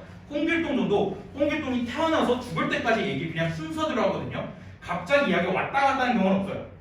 그렇기 때문에 고전 소설은 무조건 순행적 구성입니다. 그다음 역순행적 구성은 현대 소설에 자주 등장하고요. 그다음 액자식 구성이란 것은 하나의 이야기 속에 또 다른 이야기가 있는 거고, 이 액자식 구성은 나중에 액자식 구성 나오면 자세히 말씀드릴게요. 그다음에 항문 구조를 한 것은 여러분들 많이 들어보셨을 거예요. 구운몽. 대표적인 작품이 구운몽입니다. 그러니까 현실, 꿈, 현실 왔다 갔다 하는 거. 구운몽이 그렇죠. 이제 현실에서 스님이었다가 스님이 잠깐 잠들었다가 자기가 무슨 승상되고 막 이러잖아요. 그러다가 이 꿈에서 깬 이야기가 바로 환몽 구조. 네, 그 다음에 14번. 네. 별표를 몇 개 칠까? 너무 중요합니다.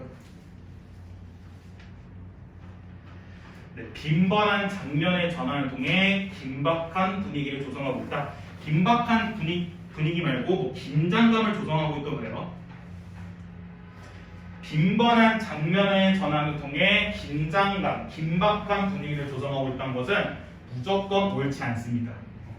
그래서 만약에 여러분들이 소설에서 이 작품의 뭐 서술상 특징에 대한 문제로 적절한 걸 골라라 했는데 이거 체크하시면 절대 안 됩니다.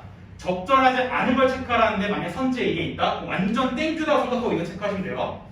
그러니까 이게 무슨 말이냐면 빈번한 장면의 전환이라는 것은 계속 장면이 전환되는 거거든요. 그래서 예를 들면 내가 막 수업하다가 인성이한테 내가 뭐라 했어. 그래서 이 새끼야! 했는데 인성이가 갑자기 듣다가 속으로 씨발 새끼를 죽여야 되겠다 한 거야. 그러다가 이제 내가 하다가 공부하네! 했는데 인성이가 갑자기 책상 빵 쳐! 빡 치더니 갑자기 장면이 확 전환 거더니 저기 롯데리아를 보여줘. 롯데리아에서 유찬이가 햄버거 먹는 모습 보여줘. 햄버거 막 먹고 있어. 먹다가 갑자기 또 장면이 전하더니 유찬이가 갑자기 인성이가 가방에서 갑자기 칼을 꺼내. 칼을 꺼내더니 개새끼야! 하고 나는 으악! 하고 놀려고 갑자기 장면이 전화 바뀌더니 앞에 옆방식 과학 선생님이 보고 있어. 또 갑자기 장면이 바뀌어. 그러더니 이제 인성이가 칼을 들고 뚜벅 오고 너네들은 뭐야? 하고 나는 하고 있는 장면이 또 바뀌어. 유찬이가 감자튀김 먹고 있어. 또 잡히더니 유찬이가 인성이가 이제 칼을 찌르려 할 때 유찬이가 갑자기 소프트 본다 하네요. 바뀌어. 긴장감이 느껴져? 긴장감 절대 안 느껴져요. 오히려 긴장감이 깨지게 되거든요. 집중이 안 돼요. 그렇기 때문에 빈번한 장면의 전환 같은 경우에는 절대 긴장감을 조성할 수 없고 긴박한 분위기 조성할 수 없습니다. 오히려 집중이 안 돼요. 그래서 이 선지는 되게 그럴듯해요. 왜냐면 빈번한 장면을 통해 긴박함을 보여주고 있다 해서 되게 그럴듯한데 해서 여러분 체크하는 경우가 많은데 근데 이거는 안 나온 지는 꽤 됐고요. 모의고사나 학력평가에 안 나온 지 됐고 가끔씩 학교 내신에 여러 번 학교 내신에 나오거든요. 그렇기 때문에 이 선지는 무조건 옳지 않습니다. 그래서 꼭 조심하셔야 되고요.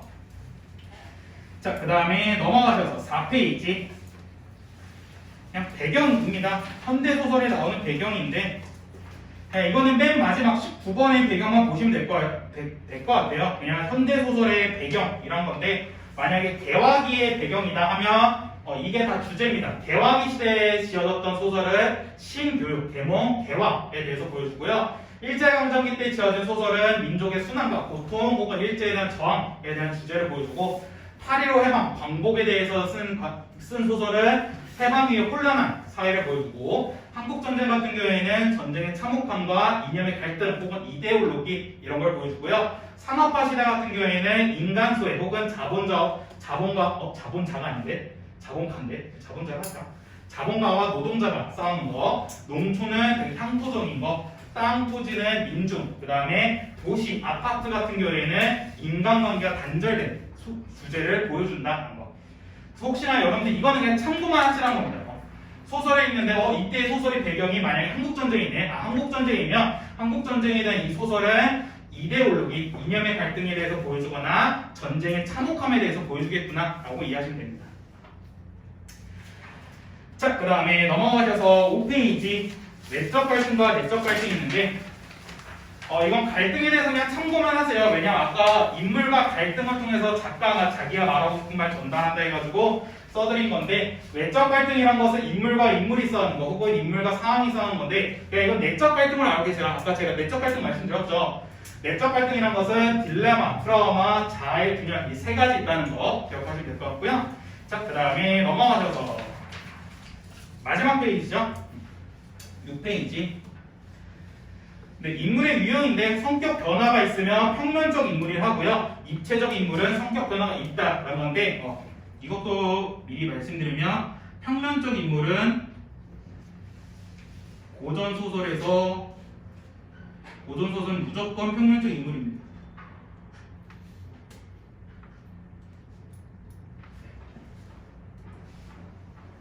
그러니까 평면적 인물이라는 게 뭐냐면 소설 초반이죠. 초반에 착한 사람이야. 얘는 소설 결말에서도 착합니다.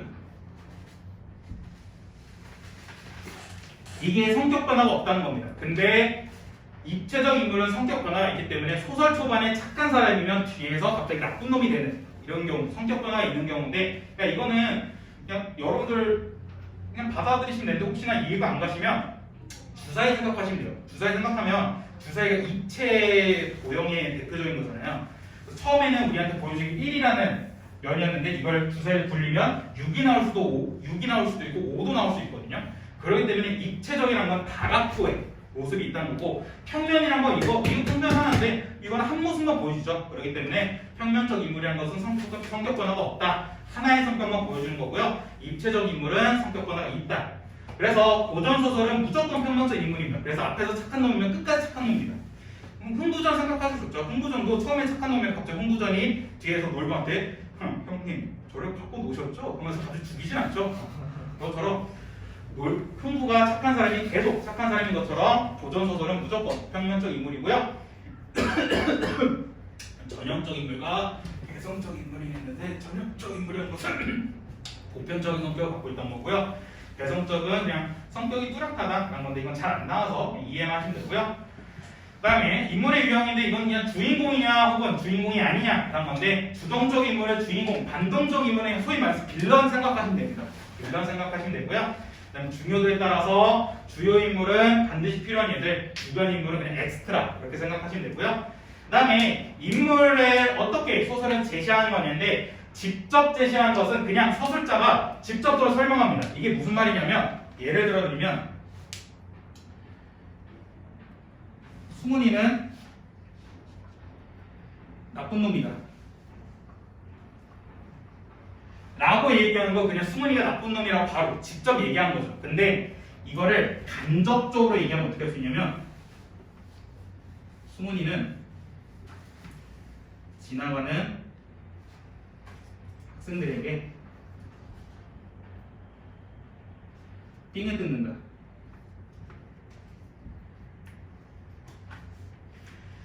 승훈이는 지나가는 학생들에게 삥을 뜯는다 같은 경우에는 승훈이가 직접적으로 나쁘다고 얘기 안 하는데 대신 승훈이가 나쁜 모습을 보여줘서 아 승훈이 이 새끼 나쁜 새끼구나 라고 파악할 수 있는 거죠. 그것처럼 그냥 인물에 대해서 직접 설명한 거는 직접 제시, 그렇지 않고 인물이 그 모습을 보여주는 거, 막 나쁜 모습 혹은 나쁜 말, 대화 같은 걸 간접적으로 보여준다면 간접 제시라고 생각하시면 됩니다. 그래서 직접 제시 같은 경우에는 사건 전개 속도가 빠르고요. 근데 대신 상상력이 제한되지만, 근데 대신 간접 제시는 승훈이는 지나가는 학생들에게 삥을 뜯는 같은 경우에는 승훈이의 대화 그대로 모습을 보여주면서 조금 상상력, 생생함, 생동감을 느낄 수 있다는 거 이해하시면 될 것 같습니다. 네, 그래서 여기까지가 현대 소설에 대한 내용. 의문입니다. 자, 의문이라는 게 뭐냐면 여러분들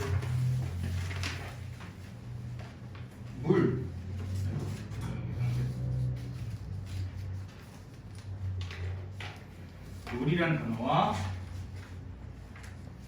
불이라는 단어가 있습니다.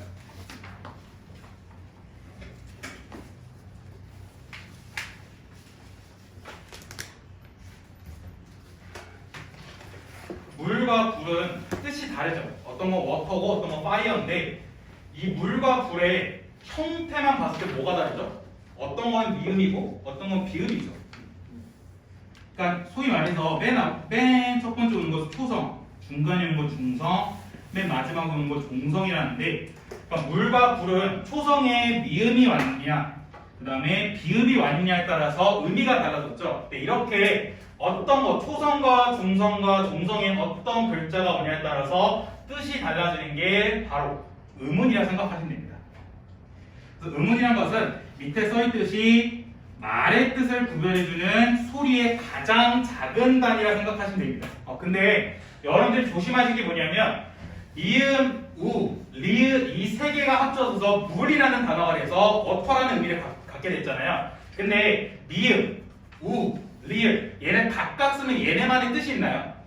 미음만의 뜻이 없죠. 그렇기 때문에 의문이라는 것은 이 자체는 뜻이 없지만 대신에 뜻을 구별해주는 중요한 역할이다. 그래서 만약에 초성에 미음, 비읍, 피읍 이 오냐에 따라서 말, 팔이 되고 혹은 물, 풀 혹은 물 이런 식으로 어떤 의문이 오냐에 따라서 뜻이 달라지기 때문에 의문이라는 것은 말의 뜻을 구별해주는 소리의 가장 작은 단위다라는 거 이해하시면 되고요. 그다음에 이렇게 미음, 우, 릴, 초성, 중성, 종성 이렇게 딱 나눌 수 있는 것을 분절 의문이라 합니다. 이 분절이라는 게 나눌 수 있다는 거거든요. 나눌 수 있는 의문을 분절 의문이라 하는데 얘는 자음과 모음이 있고요. 그다음 비분절 의문이라는 것은 나눌 수 없다라는 겁니다. 그래서 이거는 소리의 길이라는 건데 이게 무슨 말이냐면 예시를 들면 이런 거죠. 눈과 눈이 있어요. 하나는 스노우라는 뜻이고요. 하나는 우리 눈이라는 뜻인데 눈과 눈은 생김새가 똑같습니다. 니은, 우, 니은 얘네들은 초성, 중성, 종성에 똑같은 자음과 똑같은 모음이 왔는데 어떤 거는 하늘에서 내리는 눈이 되고 어떤 것은 우리 신체 눈이 되거든요. 이때 구별하는 방법은 소리를 얼마큼 길게 하냐 짧게 하냐거든요. 보통 우리 신체와 관련된 것을 길게 합니다. 그 길게 한 걸 이렇게 세모 표시한 건데 만약에 눈 이렇게 짧게 하면 하늘에서 내리는 눈이 되고 만약에 눈을 좀 길게 해서 눈이라 하면 그때 우리 신체의 눈이 되는 건데 이렇게 어떤 거는 하늘에서 내리는 스노우가 되고 어떤 건 아이가 되는 이유가 소리를 길게 하냐 짧게 하느냐 거죠. 그렇기 때문에 소리의 길이 역시 뜻을 구분해주는 의문의 역할을 할 수 있다라는 거 기억하시면 될 것 같습니다. 근데 이 소리의 길이 같은 건 나눌 수가 없죠. 그렇기 때문에 얘는 비분절 의문이라 합니다. 그래서 소리의 길이 혹은 소리의 강약 혹은 소리의 높낮이 이런 것도 있어요. 근데 높낮이는 서울말에서는 안 쓰고요. 여러분들이 그 높낮이에 따라서 뜻이 구별되는 건 경상도 사투리 보시면 됩니다. 그래서 소리의 길이 높낮이에 따라서 뜻이 구별된다. 그래서 이런 것들을 비분절 의문이라 하고요. 그 다음에 자음과 모음처럼 나눌 수 있는 의문을 분절 의문. 근데 어찌됐건 간에 얘네 둘 다 뜻은 없지만 뜻을 구별해주는 역할을 하고 있기 때문에 얘네들 합쳐서 운이라 합니다. 그래서 이게 의문의 개념이고요. 2번 의문의 변동이라는 게 있어요. 변동이라는 게 바뀐다는 거거든요. 근데 의문이 환경에 따라 바뀌어서 소리나는 현상이 있는데 이 의문이 이게 무슨 말이냐면 여러분들 국밥이라는 단어 있잖아요. 여러분들 국밥이라는 단어 어떻게 발음하면 우리 국밥을 국밥 이렇게 얘기 안 하거든요. 발음하면 국밥이라 해요. 근데 국물 역시 우리가 국물 이렇게 안 하고 국물 이러거든요. 그래서 얘네 같은 거 보면 국밥은 원래 비읍으로 소리 내야 되는데 지금 막상 소리는 쌍비읍으로 소리 내고 국물 역시 원래 기역으로 소리 내야 되는데 이응으로 소리 내거든요. 이렇게 환경에 따라 의문이 바뀌는 것을 의문의 변동이라고 하고요. 이렇게 왜 의문이 변동하느냐? 발음을 조금이라도 편하게 하기 위해서 먹어요. 그러니까 여러분들 야 거기 있는 국물 좀 줘 하면 맨날 힘들잖아요. 그렇기 때문에 야 거기 있는 국물 좀 줘. 우리 국밥 먹으러 가자. 그게 아니라 야 우리 국밥 먹으러 가자. 이런 식으로 하면 오히려 발음을 좀 더 편리하고 쉽게 할 수 있기 때문에 그래서 의문의 변동이란 것을 발음을 조금 더 쉽고 편하게 하기 위해서 일어난다라는 거. 그 종류에는 교체, 축약, 탈락, 첨가 이렇게 4가지가 있습니다.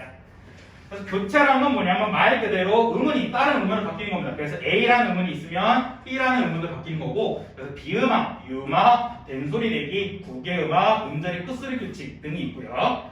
축약이라는 거는 A 플러스 B가 C가 되는 겁니다. 그러니까 2가지가 있었는데 얘네들이 합쳐서 퓨전이 돼서 또 다른 완전 새로운 일을 만들어내는 거고요. 탈락이라는 것은 둘 중에 하나가 탈락하는 건데 앞에 있는 게 탈락할 수도 있고 뒤에 있는 게 탈락할 수도 있습니다. 그래서 A, B가 A 혹은 B가 되는 거.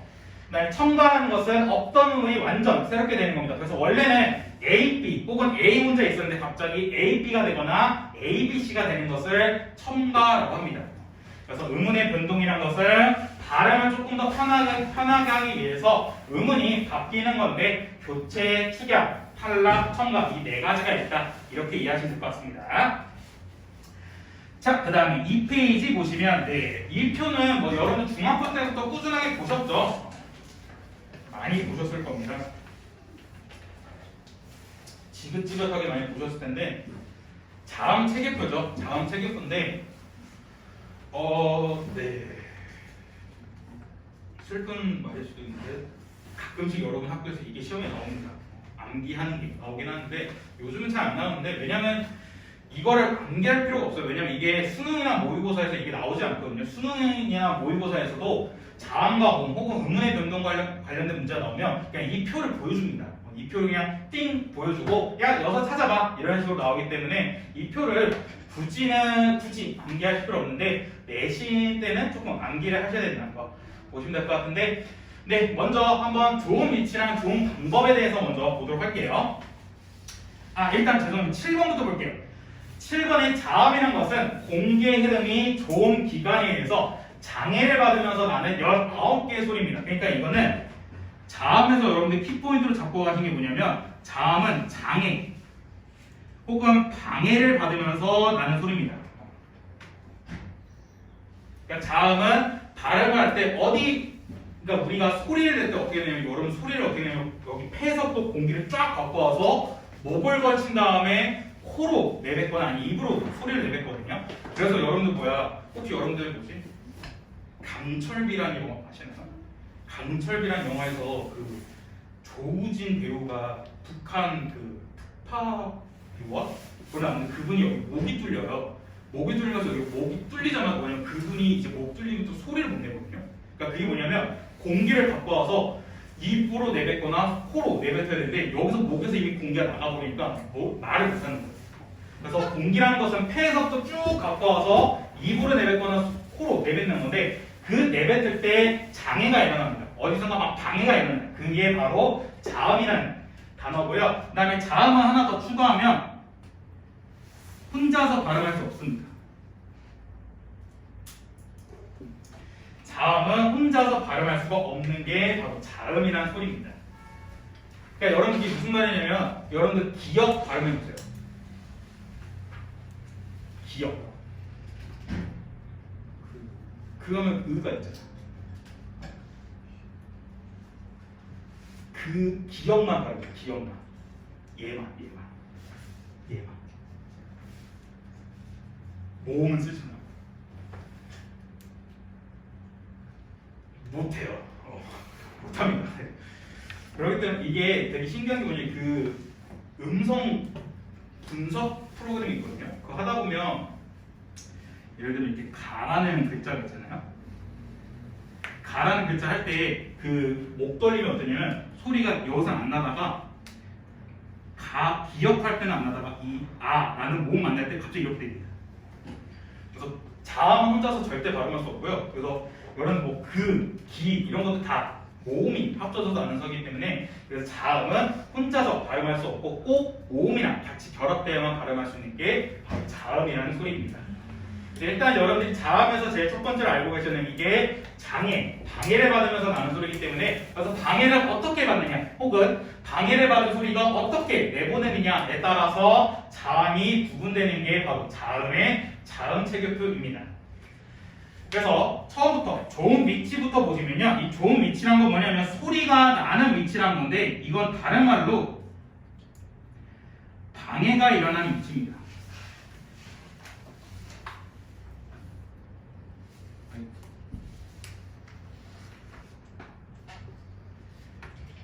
방해가 일어나는 위치가 바로 좋은 위치입니다. 그 다음에 좋은 방법이란 건 뭐냐면 방해가 일어나는 방법 혹은 공기를 내보내는 방법입니다. 그러니까 이 조음이라는 두 글자 뜻이 방해가 일어나는 거거든요. 그래서 좋은 위치라는 것은 방해가 일어나는 위치, 그 다음에 좋은 방법이라는 것은 방해가 일어나는 방법 혹은 공기를 내보내는 방법이 좋은 방법입니다. 그래서 부입술, 윗잇몸, 입술 소리, 잇몸 소리, 센입천정 소리, 연입천정 소리, 그다음 목청 소리 이렇게 나누는 게 소리가 나올 때 방해가 두 입술에서 일어나면 입술 소리고요. 윗잇몸과 혀 끝에서 일어나면 윗잇몸 소리. 센입천정과 혓바닥에서 방해가 일어나면 센입천정 소리. 여림입천정과 혀 뒤에서 방해가 일어나면 여림입천정 소리. 목청에서 방해가 일어나면 목청 소리. 이런 겁니다.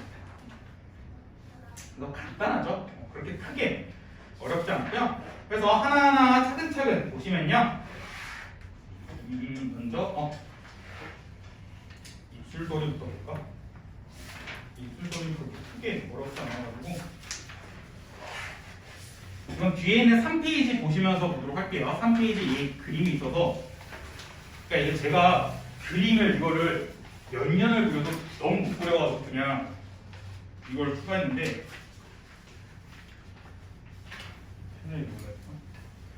그러니까 여러분 여기 밑에 우리 목이 있어요. 목이 있고 여기 폐가 있는데 아까 말씀드렸던 것처럼 공기, 그러니까 소리를 내보내려면 밑에 폐에서 또 공기를 쫙 갖고 와가지고 입으로 내뱉거나 코로 내뱉어야 우리가 소리를 낼 수 있거든요. 그래서 이 공기가 쫙 나올 때 첫 번째 여기 입술에서 방해가 일어나면 입술 소리이고요. 그다음에 쭉 나오다가 혀 끝 여기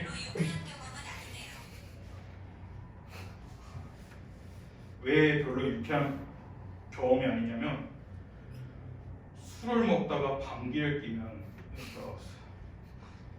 그래서 어디에서 술에서 방귀가 나는데? 어디까지 했지? 잇몸소리. 잇몸소리가 이렇게 나오다 잇몸과 혀 끝에서 방해가 일어나면 잇몸소리. 그다음에 여기 센 입천과 혓바닥이 부딪혀서 소리 방해가 일어나면 센 입천장 소리. 여린 입천장과 혓바닥 뒤가 방해를 일으키면 여린 입천장 소리. 그다음 목청이 쏘여서 방해가 일어나면 목청 소리 이런 겁니다. 그래서 얘네들은 그냥 방해가 어디서 일어나냐에 따라서 입술 소리부터 목청 소리에 따라 나누어지는 거고요. 그렇게 크게 어렵지 않습니다. 그래서 여러분들 발음해 보시면 알아요. 비읍 발음 그 입술을 모았다가 그 이렇게 되거든요. 그다음에 그 발음을 보면 그 할 때 그러니까 그가 조금 힘든 게 원래 오리지널은 여린 입천장 그러니까 여기 혓바닥 밑천장 되다 보면 되게 말랑말랑한 부분이 있어요. 그 말랑한 부분과 혓바닥 뒤가 이렇게 살짝 붙거든요. 진짜 그 발음할 때 살짝 진짜 터치만 해요. 이렇게 방해가 일어나는 게 여린 입천장 소리. 혹은 시옷 발음은 시 하면 혀끝이 미림목 닿았다가 싹 나오기 때문에 미림 소리. 디귿도 발음은 그 하면 혀끝이 잇몸을 닿았다가 싹 나오기 때문에 잇몸 소리. 이렇게 이해하시면 됩니다. 네, 가끔씩 여러분들이 시흥은 목청이 어떻게 쪼였다고 하는데 이건 저도 못 느끼는데 살짝 쪼여진대요. 네, 이렇게 여기 목골 투영해서 보면 살짝 쪼였다가 이렇게 나오는 겁니다. 네, 그 다음에 파열음과 파차름과 마차름이 있는데 파열음은 말 그대로 파열이 터트린다 한 거거든요. 그래서 소리를 모았다가 갑자기 펑 터트리는 소리가 파열음입니다. 그래서 여러분들 비읍과 디귿과 기읍 발음하시면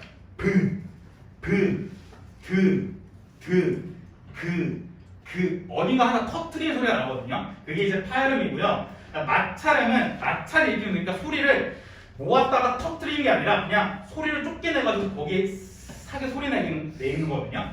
근데 이 마차름이 대부분 기분이 나쁘답니다. 소리 자체가 마차름 자체가.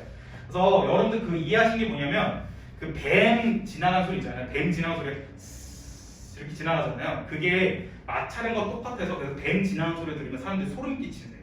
기분이 나쁘고. 그다음에 파차름 같은 경우에는 파열과 마찰이 다 있는 겁니다. 그래서 터트리면서 마찰을 일으키는 소리고요. 그 다음에 비음과 유음이 있습니다. 여러분들 조심하는 게 뭐냐면 이 비자가 호비자거든요. 그래서 여러분들 제일 많이 오해하시는 게 뭐냐면 비음할 때 이 비가 호비자니까 얘는 코에서 방해가 일어나는 소리구나 이해할 수 있는데 그게 아니라 코로 공기를 내보내는 소리입니다.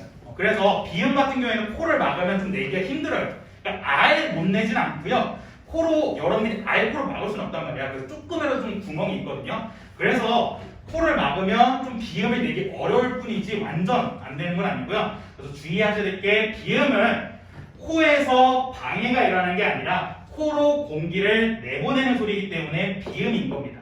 그다음 유음은 그 유자 그냥 흘러갈 유자거든요. 유음은 특별한 방해 없이 그냥 스낵하고 슬며시 흘러가는 소리여서 유음이라 합니다. 그래서 여러분이 알고 계시는 게 뭐냐면 이 순서대로 발음하기가 되게 쉬워요. 그러니까 유음이 제일 발음하기 쉽고요. 그 다음에 비음, 그 다음에 제일 발음하기 어려운 게 바로 파열음입니다. 그래서 여러분이 이따가 음운의 변동 보실 때 음운의 변동할 때 보통 파열음이 다 비음이나 유음되는 현상이에요. 왜냐면 발음을 조금 더 편하게 하기 위해서. 왜냐면 비음과 유음은 그냥 특별하게 뭐 막았다가 터뜨리거나 아니면 마찰을 일으키는 소리가 아니라 그냥 코로 내보내는 거나 아니면 그냥 자연스럽게 소리를 내보내면 되기 때문에 비음과 유음이 조금 더 소리 내기 쉽고 파열음은 어디 막았다가 터뜨리고 또 어디에서 방해를 일으키고 이래야 돼가지고 파열음은 좀 소리 내기 힘들다라는 거 참고하시면 될 것 같고요. 그 다음에 예사소리, 댐소리, 거센소리 얘네들은 어떻게 나눌 수 있냐면 예사소리 같은 경우에는 보통 긴장, 근육을 안 씁니다. 근육 사용을 잘 안 해요. 일단 댐소리는 공기가 되게 적고요. 거센소리는 공기가 되게 많아요. 예사소리는 공기가 되게 평범합니다. 그러니까 이게 무슨 말이냐면 휴지를 하면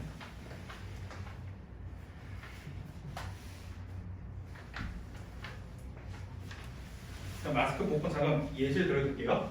그러니까 한번 제가 발음할 때 이 휴지 움직임을 보세요. 브, 브, 브, 뿌, 뿌, 뿌, 푸, 푸, 푸. 이게 아예 해봐. 무슨 야 너네 이거 내가 매년 할 때마다 이거 아이고 저 새끼 오바하네 이러는데 집에 가서 화장실 가서 똥 닦을 때 해봐. 한번 더럽다 하지 말고. 그래서 비읍 같은 게 보시면 그냥 비읍은 공기가 그냥 평범하게 살아나는 움직였거든요. 근데 된 소리는 공기량이 되게 없어서 뿌 발음할 때 이 휴지가 별로 안 움직였어요. 근데 거센 소리는 공기를 되게 많이 내뱉는 소리여서 푸 같은 경우에 진짜 왔다 갔다 했었죠. 다 못 믿는 의지 같은데 진짜 이날 아니 진짜 이게 두도 똑같다니까.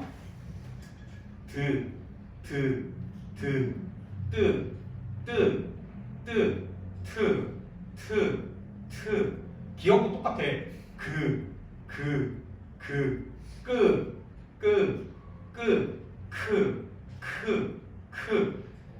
이러니까 내가 좀 오버한 것 같긴 한데 진짜 이거 비읍프 뿌뿌프로 해보세요. 진짜 이거 한 명씩 갖다 줘서 팔할 수도 없고.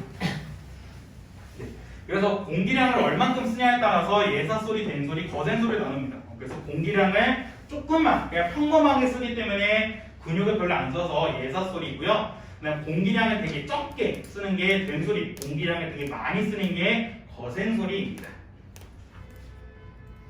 쉽죠?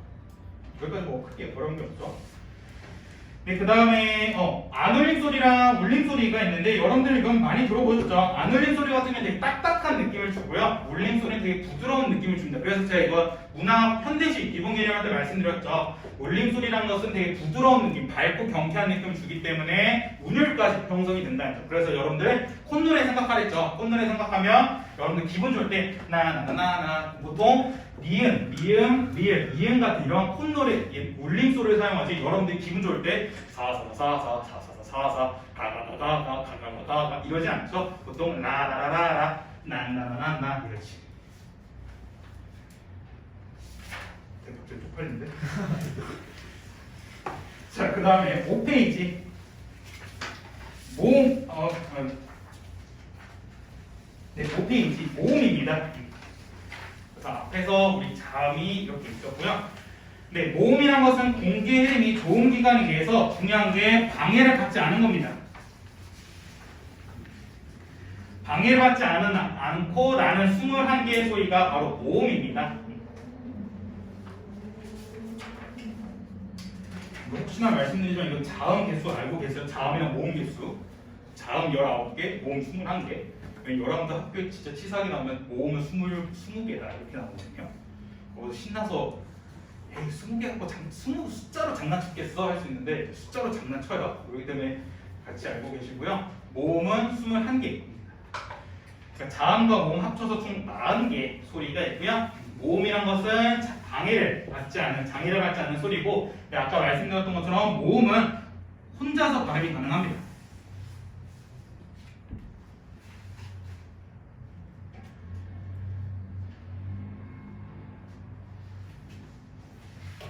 자음은 혼자서 발음할 수 없지만 모음은 혼자서 발음이 가능하다.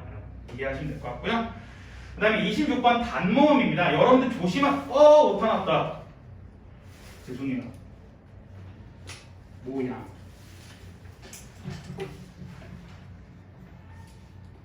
죄송합니다. 조금 더 여러분들이 긍정적으로 생각해 주면 좋은 게, 그래도 이거를 어디서 베껴와서 쓰는 게 아니라 하나하나 타자를 쳤구나 라고 이해해 주시면 좋을 것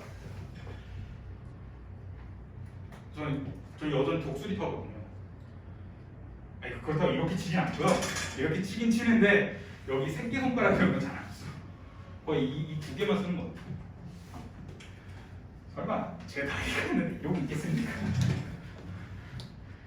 단모음은 여러분들 조심하실 게 뭐냐면, 단모음이 입술 모양이나 혀의 위치가 바뀌지가 않는 게 아니라 여기 발음할 때 안 바뀌는 겁니다. 그러니까 조심하셔야 돼요. 그냥 냅다 입술 모양이나 혀의 위치가 아예 안 바뀌는 게 아니라 발음할 때 그 ing 진행 중에 혀의 위치나 입술 모양이 바뀌지 않는 게 단모음이고요. 그에 반면에 이중모음은 바뀌는 거라고 생각하시면 될 것 같습니다. 이제 드셔도 되겠습니다. 이럴 때 좀 먹어. 아이고. 자, 그래서 이게 모음 철개표인데, 네, 저는 이거 개인적으로 바뀌어야 된다 생각하거든요. 왜냐면 너무 말이 안 돼. 이게 혀의 앞뒤라는 건데, 여러분들 이랑 으 발음해봐. 혀의 앞뒤가 느껴져? 이, 으, 이, 으, 이, 으, 이, 으. 그러니까 혀가 움직이는데, 혀가 어떻게 앞뒤로 움직인 걸 느끼는데 이게 좀 저는 개인적으로 말을 바뀌어야 된다고 보냐면 혀의 앞뒤가 아니라 혀의 최고점 위치라고 하면 이해하기 쉬워요. 그러니까 이 발음할 때랑 모음을 발음할 때 혀의 최고점 발음하는 게 앞에 있으면 전설모음, 뒤에 있으면 후설모음이라 하고요. 입술 모양 같은 거 느껴지죠? 평순모음이란 것은 이렇게 입술을 평평하게 하는 거, 원순모음이란 것은 입술 모양 동그랗게 하는 거. 그 다음에 제일 바뀌어야 되는 게 혀의 높이입니다. 혀의 높이가 이, 에, 이거는 전혀 못 느끼거든요. 그래서 혀의 높이가 아니라 입술을 벌리는 정도라고 이해하시면 좋아요. 그래서 고모음일 때는 입술을 벌리는 정도가 작고요. 저모음일 때 입술을 벌리는 정도가 큽니다. 그리고 잠깐 마스크 벗고 말씀드리면 이, 에 할 때 제 입술 그 벌리는 크기를 보세요. 이, 에 이렇게 커져요. 이것도 오버하는 게 아니라 내가 해봐. 이, 에 해봐. 더 커진다니까. 그 다음에 아 커진다니까. 그래. 언제나 약하는 기분으로 이걸 하는 것 같아. 근데 여러분 스스로 해보시면 진짜 이게 혀의 높이보다는 입술을 벌리는 정도라고 생각하면 더 좋아요. 그래서 시험 문제도 혀의 높이가 높냐 낮냐가 안 나오고 입술을 벌리는 정도가 크냐 작냐로 나와요. 그래서 고모음일수록 입술 벌리는 정도가 작고요. 저모음일수록 입술을 벌리는 정도가 큽니다. 그래서 언제나 시험 문제 나오는 게 이거예요. 내가랑 내가. 이게 뭐냐면 모음에서의 문제입니다. 그 다음에 여러분들 주의하실 게 위랑 애거든요. 이거는 아마 제가 자식 낳을 때쯤 한 10년? 10년이면 내가 자식을 낳겠지. 10년 뒤에 못나려나? 10년? 나는 넉넉 잡고 10년이면 아마 이거는 이중모음으로 바뀌지 않을까 싶어요. 왜냐면 위랑 애는 단모음이지만 발음할 때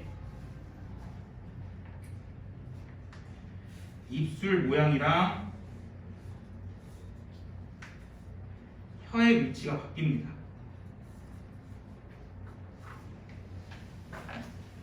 그래서 발음하시다 보면 그러니까 발음하는 도중에 하면 입술 모양이 바뀌거든요. 혀의 위치도 바뀌고. 그렇기 때문에 위랑 외는 단모음으로 지금 편입이 됐긴 했지만 얘네들은 실상 발음할 때 입술 모양이나 혀의 위치가 바뀐다는 거. 그래서 이게 원래대로 정말 위랑 애를 단모음처럼 발음하면 위가 아니라 해야 되고 애를 라고 발음해야 된대요. 근데 그러기엔 너무 발음이 어렵다 보니까 그냥 이중모음처럼 발음한다. 네, 그 다음에 이중모음이란 거는 단모음과 달리 발음할 때 입술 모양이나 혀의 위치가 고정되어 있지 않고 변하는 11개의 모음을 이중모음이라 합니다. 그래서 이중모음이란 것은 단모음과 단모음과 단모음이 결합하는 건데 여기서 단모음이 뭐냐면 밑에 28번에 혼자서 음절을 이루지 못하지만 다른 모음과 결합해서 짧게 발음되는 모음이라는 건데 이거는 반모음이라고 하고요. 반자음이라고 해요. 왜냐하면 혼자서 발음할 수 없기 때문에 자음의 특징도 갖고 있고요. 근데 한편 발음할 때 장애를 받지 않아서 모음의 특징도 갖고 있기 때문에 그래서 반쪽짜리 모음, 반쪽짜리 자음이라 해가지고 반모음, 반자음이라 합니다. 그래서 이중모음은 이런 것들이 있다라고 이해하시면 될 것 같아요. 편집해야지 이거. 자, 쭉 넘어가가지고요. 여기 맨 밑에 문제만 있는 파트 있거든요. 문제만 있는 파트 1페이지 펴주시면 됩니다.